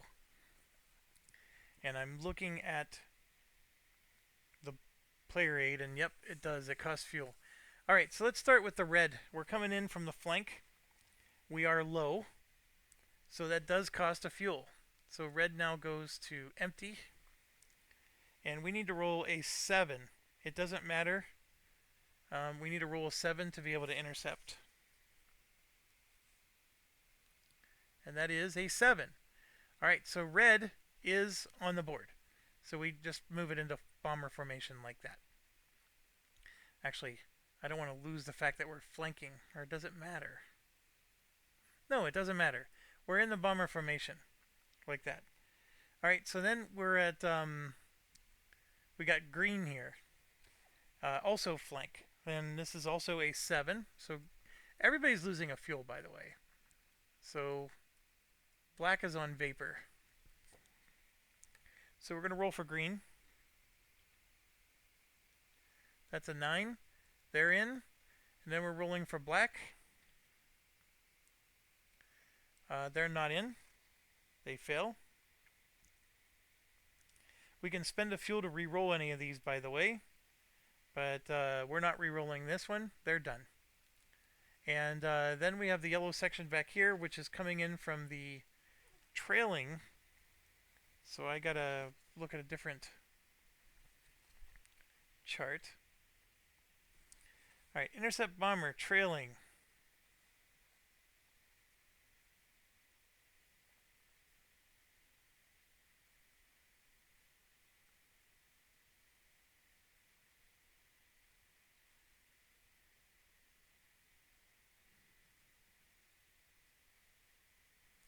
Alright, so I'm just reading. So if we were to fail a number of the intercept, remove the formation marker and draw a Luftwaffe advantage card for each section, and they become a lost contact. Play a dogfight for each immediately. If no escort and visibility is clouds, the RAF formation loses sight and becomes lost contact. If not clouds, the RAF formation changes altitude and moves to.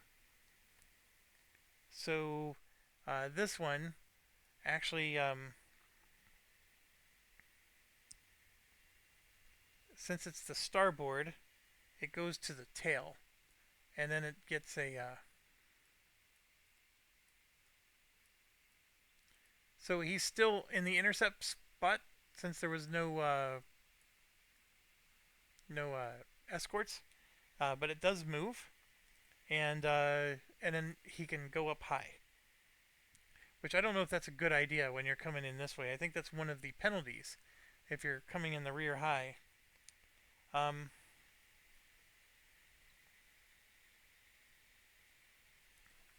Because you also have escort reaction.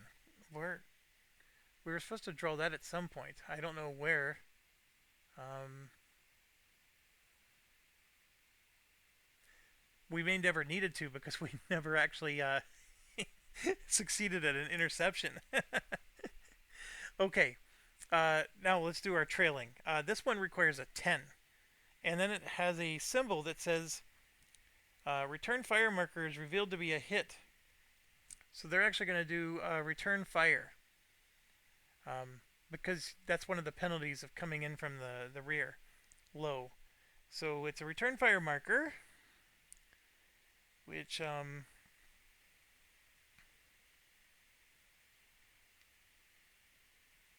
that means you're going to draw a second hit marker. Compare them and keep the higher number. Oh, this only applies to the first bomber round. Alright, so yeah, this is not the first bomber round. Well, actually, technically it is. So is it first round or first bomber round? Yeah. Yeah. I'm confused. Alright, so we just rolled. This failed. Since we're in the tail, it goes to the nose.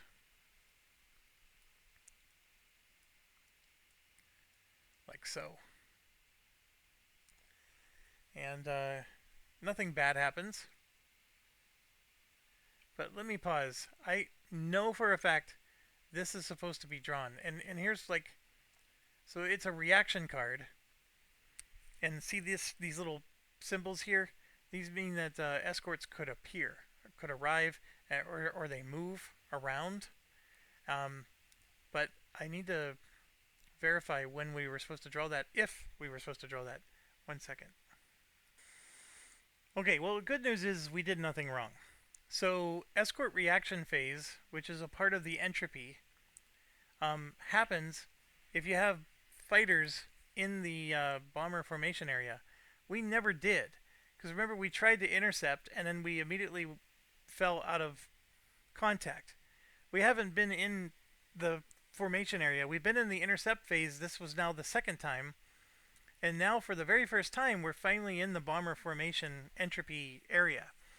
We've done chase several times, which is fine.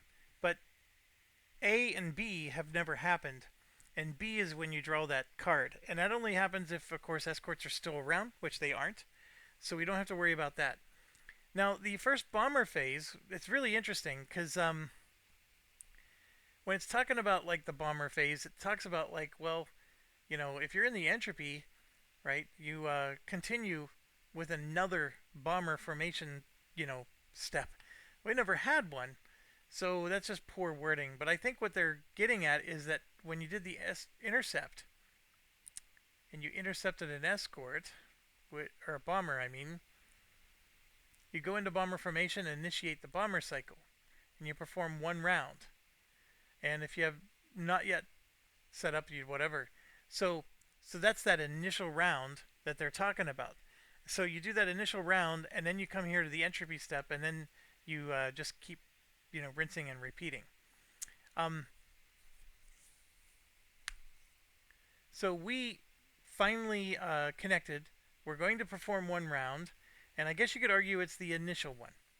Now, the good news is this particular fighter, this one, the yellow group, they were the one that was going to get attacked, but they didn't actually get in. So only red and green are in. So these guys are technically still off map. These two are the only one in this area, and so you have these fighters, and man oh man, has this been a journey?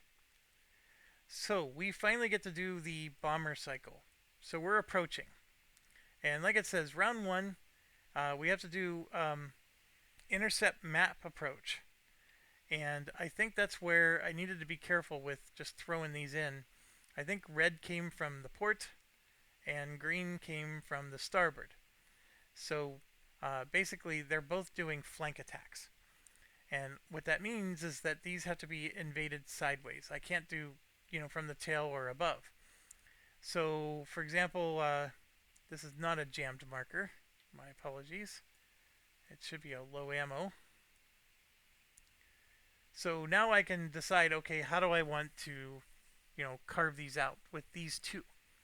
And arguably speaking, green is coming in this way, but I think for purposes of drawing the cards, it doesn't matter. Because you're either... we're just drawing bomber cards. That's all we're doing. And let me just show you what one looks like. You're either nose or... See, it doesn't matter which flank side you're doing, or tail. Okay? So that's what that means. And so I'm going to go ahead and put that in and let it shuffle. Alright, so what's the step? The step is approach. So round one, we have to go from the angles that we picked. And the penalties of, if you're coming in from the tail, you take worse things. That all applies. And if you have any questions, you go to the bomber cycle, which is page 17.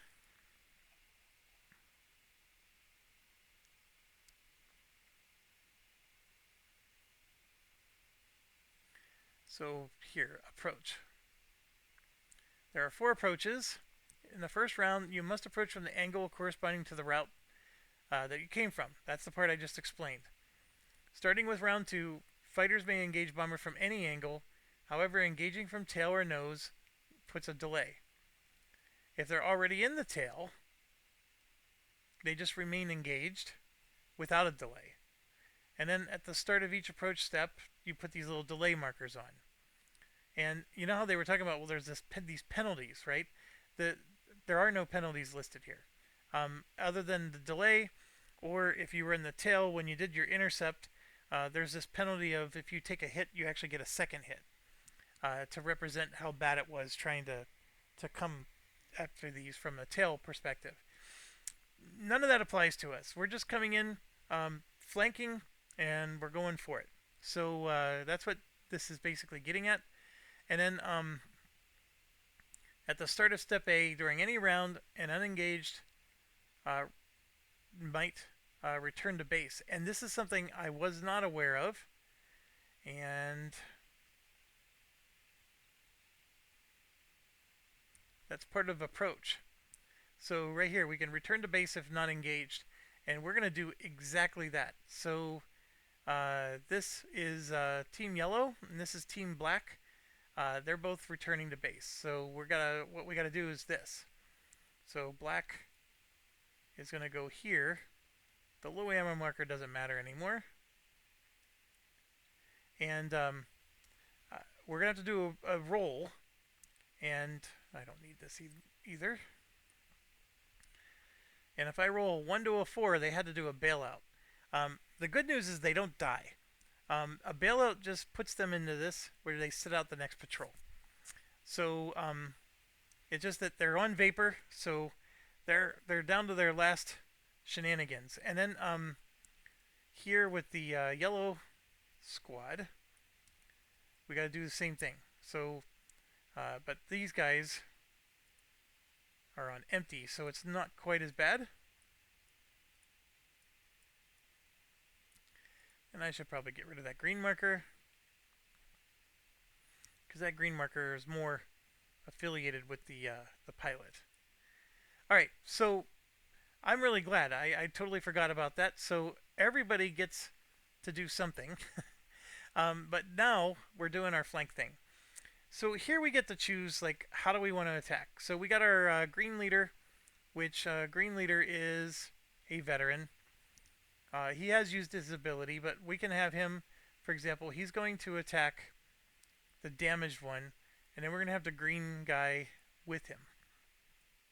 So both of them are going to attack there, and then this one is just going to choose another one and attack this one in the back. And then we have this ad hoc squad here, and then we're just going to have blue. It's going to come in, and this is not a no ammo. I don't know why I keep grabbing no ammo. If anybody was no ammo, they would just return to base. And I'm actually going to have all three of them just attack this one. Because I only get points if I kill somebody. And I want to make sure I actually, take one down. I think this one might be a waste. Or I can, maybe do it like that. To try to help. That might not be a bad idea. I honestly don't know if... Well, it is possible. Like, if I would have rolled an 11 here, this would have been destroyed. Also, I think cockpits destroy them automatically.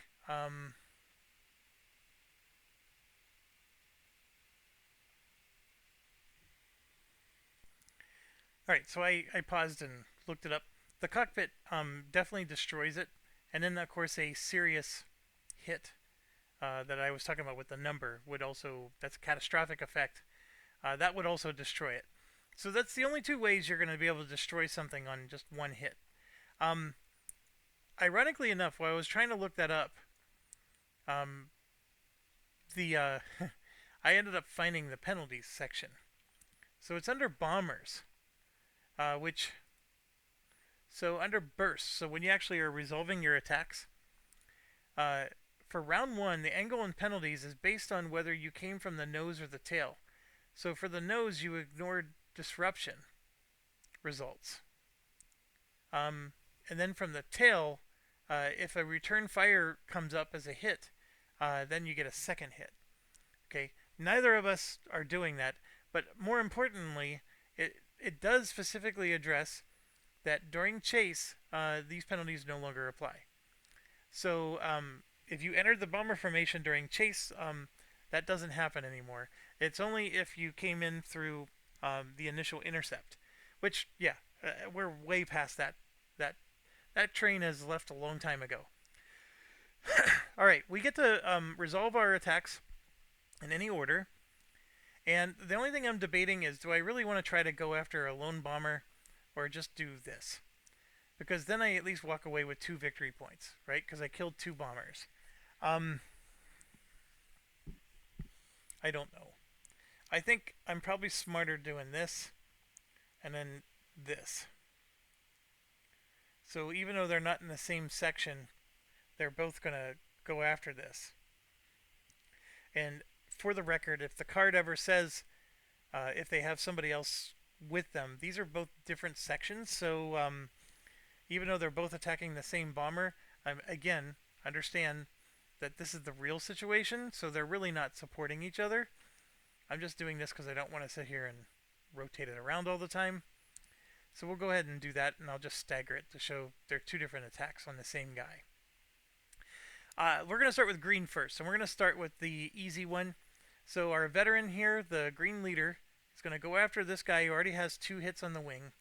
And we just draw a bomber card, and let's see what happens. So we are attacking from the starboard port, so we're going to use this. The formation is intact. They're connected to each other. So we have to do a collision check, and then there's a disruption check. So the collision check is, I think if you roll a 1, your life sucks. If there's a 1, the pilot's killed, but so is the destroyer, or the bomber. And you actually do get the victory point. So I don't think that's worth it. We rolled a 6, so no collision. And the other outcome is there's a disruption of 8.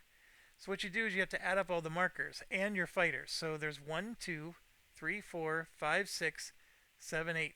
There is 8. So this is going to separate from the pack. And in doing so, that changes things. Now, had they not dropped their bombs yet, that's a victory point. So that's what making them fall out of formation, right? So now they're by themselves. That would have caused us to resolve this section instead of that. So that's what that disrupt thing does. It's very powerful. And like I said, if you would have disrupted this before they dropped the bombs, that would have been a victory point. But it's not a victory point in this situation, and no additional hits were done. All we succeeded to do is we isolated this, and we also isolated that. Now, understand that if we do another disruption check, we counted these fighters last time. Because when they were all chained together, you count everything in the chain. Now, nothing is chained together, so these 2 are on their own, and these 4 are on their own over here. If this one would have gone first, and they became isolated, and these 2 were still connected like that, you would be able to still count everything that's connected there. But by starting with the middle one, the strategy is we get them to go into isolation, and you tend to get better results. So let's hope that that actually works, because now we got to do our next guy. And we're going to do that right now. Next green. All right, we're down here. We have this little symbol, and then we have a 5. Now, this 5 is just like this, except what this is doing is this is saying the lone bomber is now going to become a single bomber like this. So the 5 is going to happen because we have 1, 2, 3, 4, 5, 6. So then what happens is you draw one of these stragglers, and then he gets the like that, and then so what happened is it fell out of the formation, but it's not destroyed. Yep, that's on the other side. Okay, I don't think we get a victory point for that. But the little red cross symbol, I think that is a hit. It's a special type of hit. It's not a red cross, so forgive me for saying. Dorsal gunner. Bomber suffers fuselage damage. Place a dorsal gunner marker. It cancels hits for RAF fighters in the tail approach. None of us are on tail approach, but it would cancel a hit if we were. So that's a third hit on it, and the Dornier needs 4. So this fighter is not, or this bomber is not destroyed. So my decision to not put a third one here was poor. So now we're going to go ahead and do this one. Alright, so we have to use the middle one here. It's a 6 here. He takes a hit and the ammo changes. So we're going to go low ammo. He does get a hit, a dorsal hit, like so. And there's not 6 anymore. There's 1, 2, this counts 3, and that's 4. So he stays right where he is. Alright, so the green section is done. And as far as victory points go, I think, we did pull that up before. It's called tallying. So 1 BP for each bomber destroyed. If the tile was isolated before the raid. Also, RAF fighter. Yeah. That's it. There's no extra points. The whole reason you isolate them, that just makes it so that it's easier to get hits on them. Alright, so then we move here to red and draw. We start here, that's a hit, that's a low ammo, and that's a 4. So 1, 2, 3, 4 is for sure going to happen, but it doesn't really do much. All it's saying is this is now this, and these two are engaged like that, and the fallen is now on that one. We do get to apply another hit, and it is a wing, and our only chance is we got to roll a 10. We did not, so this guy lives to survive another day as well. And now we got these two, which is going to be just as dismal. We are here, so we got a hit and ammo. By the way, this one, he's now no ammo. And so we do get a hit. We have to apply low ammo. And you do get to put the hit on before you choose the order you're resolving these. It doesn't have to be left to right. So we're going to put the hit on. It's not going to be enough to get 5 to isolate them, but still, just making sure folks know. So there you go. It's a fuselage hit.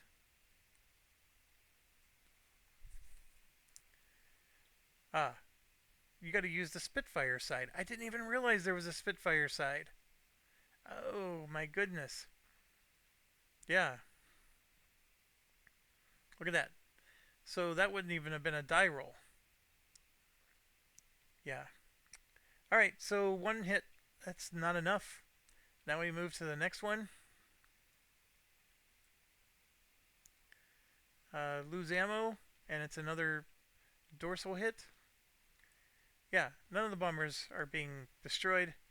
This is horrible. Alright, so I think we determined this one's done. Yellow is done.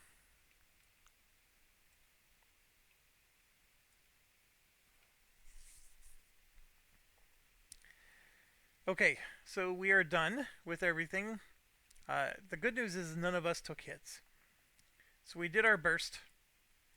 We disengaged. We do our hit check. None of us took hits. And then we decide if we want to resume. So,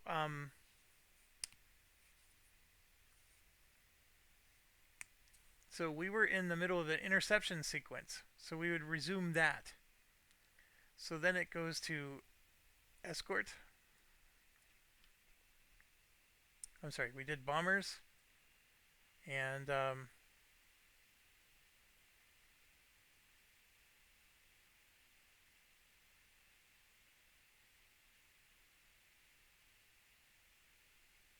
I think we go to entropy now. Man, that's so confusing. Again, if they would just 23.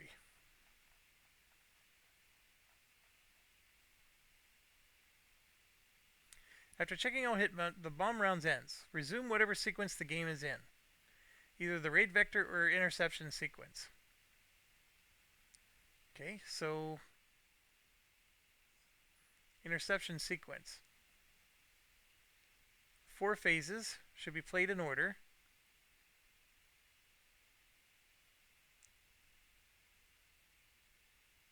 Oh, okay, so entropy is part of intercept. Okay, yeah, that was where my confusion was. Um, so the interception sequence is this whole thing. Okay, so we were in the bomber formation. Now we're at escort formation, and nothing happens. There's no escort. So now we're at chase. So we can. This is only applicable to those that are here in lost contact. And yes, blue formation is heading home. So they're going to go here. Then is the patrol complete? Um, the answer is no. So now we got to push the fuel cubes. So we're talking, what is that, red and green? So red is now on vapor and green is on empty. And just to fast forward this, it's going to be skip, skip. This thing is going to move again.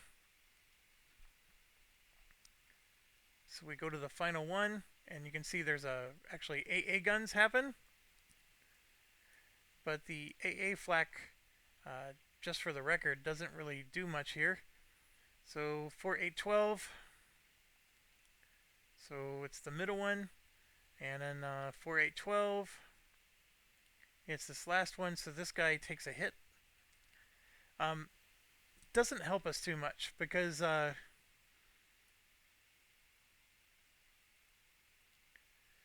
there's 3 hits on it. Even if it was destroyed, we don't get the victory point for it unless we're the one that did the kill. So that guy took another hit. It would have been nice if we did another round, which I'm getting there. We just did raid vector. Now we swirl again. We're at orders. So this is where we can intercept the bombers or whatever. And we're already in the bomber box. So I think we go straight to...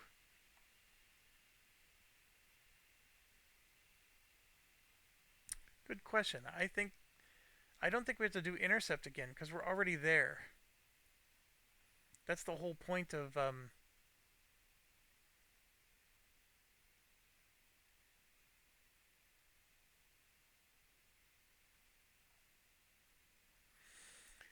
oh, it's so confusing. So that's page 28.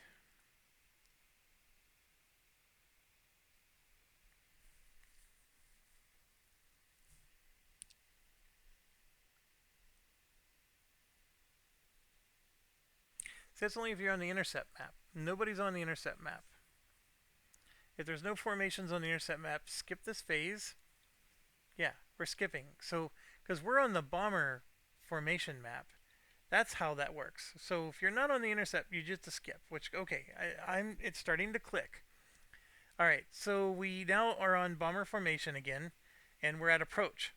And this is where I have to decide to return the base because the red squad is completely out of fuel. So we'll get that up there, and then we're going to do low ammo. He's returning. I could, theoretically, because green...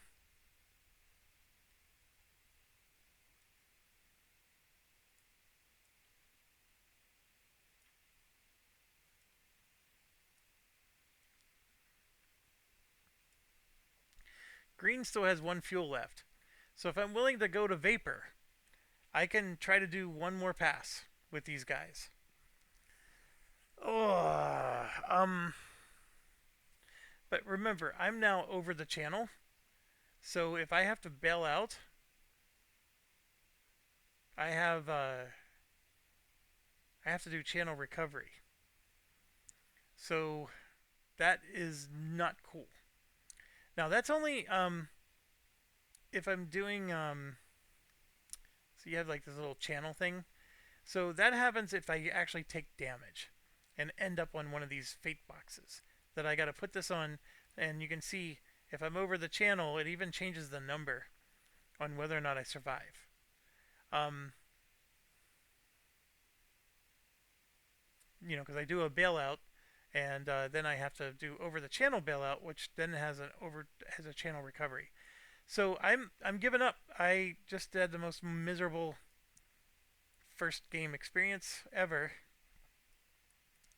These are both there, and so is that. So we're done. We can skip all the steps, and basically it goes skip, skip, skip, skip, and then we just jump straight down to patrol complete, and the answer is yes. So now we got to land and deal with our fates. So nobody took damage, so there's no fates, but we do have to land everybody. So we're gonna start with this first one here. A 1 is the only thing I don't want, and let's do 2 dice at a time. No, let's just do 1.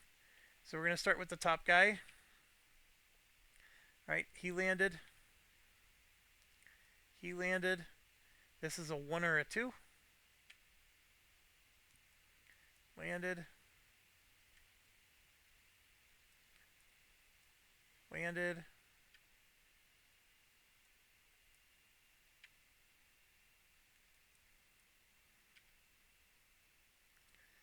He had to bail out. Next one, 1 to 4. Bail out. Landed. Landed. Landed. Bail out. All right. So I'm just going to grab all these. We'll sort them out later. They're just down here. And then we got the yellow leader, the blue leader, and yellow 3 all had to bail out. So yellow leader and yellow 3, so H and I, and then the blue leader, so both of my vets and that guy, they have to sit out the next patrol. How do I represent that? I guess maybe if I just put it up there, I'll forget that they're up there. Yeah, so these guys are all sitting out next patrol. They're safe, they're okay, but I can't use them next time. And then we tally our points, and we scored a whopping 0. Nobody shot anything down. Mr. Butler here gets 0.25. And this one gets 0.25.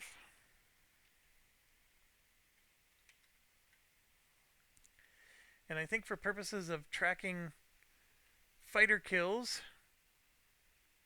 maybe we'll put it here.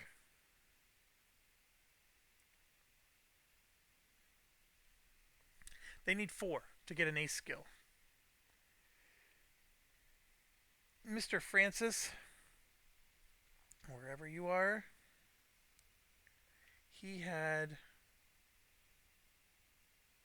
his ace skill. Let's give that back to him.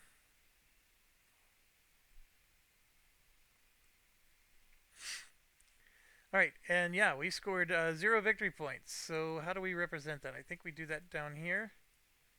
Yeah, our victory points are 0 after 1 round. Oh, that's horrible. And then, who participated in the mission? Oh man, this was supposed to represent that. So we had 1, all of our veterans did. DWL. So D, W, and L. Now, why is this important? Mission participation for regulars can eventually make them into veterans. So the veterans, it probably doesn't matter because mission participation doesn't help them. And of course, greens become regulars. So A, F, and T, we already took care of F. There's A, there's T, and then B, I, U, and C. B, C, I, and U. Alright, I think that's everything. That was ugly. And, okay, thematically, that happens.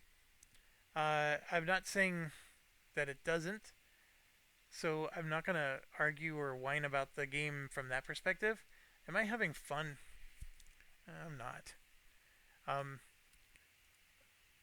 I don't feel like I'm making a lot of choices. I mean, I'm choosing to chase or form. And then every time I choose the chaser form, I'm rolling dice and then I just see what happens. And then in dogfight, I could choose to maneuver. And I don't feel that that's like, the evade versus turn is probably the biggest choice I'm making. And that's not enough choice to make me think that this is fun. Um, even after I did the chase, I'm coming at them from a certain angle. I can't change my angle that I'm coming at them. It is what it is. And if I want to change the angle, then I have to deal with escorts attacking me. And if escorts attack me, I go back into no contact, and then I have to do chase again. I mean, that's ugly. That's so ugly. So, I didn't kill a bomber. I don't get to aim at the cockpit versus aiming at the fuselage. I don't even have certain parts of the plane I'm aiming at. I'm not making that choice. I did get to choose when to use certain skills. So from that perspective, I guess that's something. I got to choose who went on the mission. And I got to choose to return to base. Um,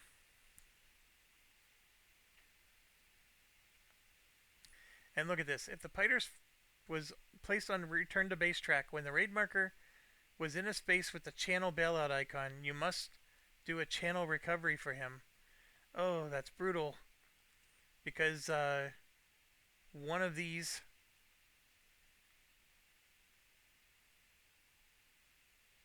so we had remember yellow and blue.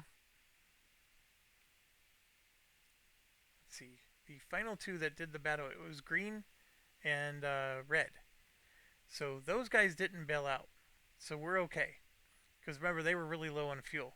Blue was fine, because the blue fuel was here. And yellow fuel was here. But see, red and black, if they had to bail out when this was over the channel, which it is, if they did return to base over the channel, what I should have done is this should have been on, whatever plane decided to return to base. But here's the situation, though. Yellow leader. Yellow's here. And it doesn't matter.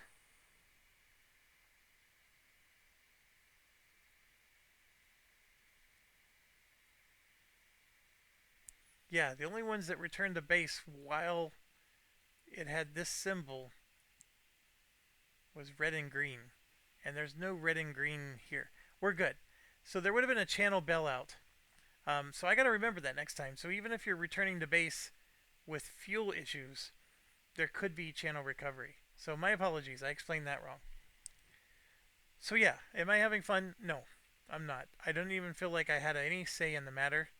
How can I score more victory points next time? There was nothing I could have done differently.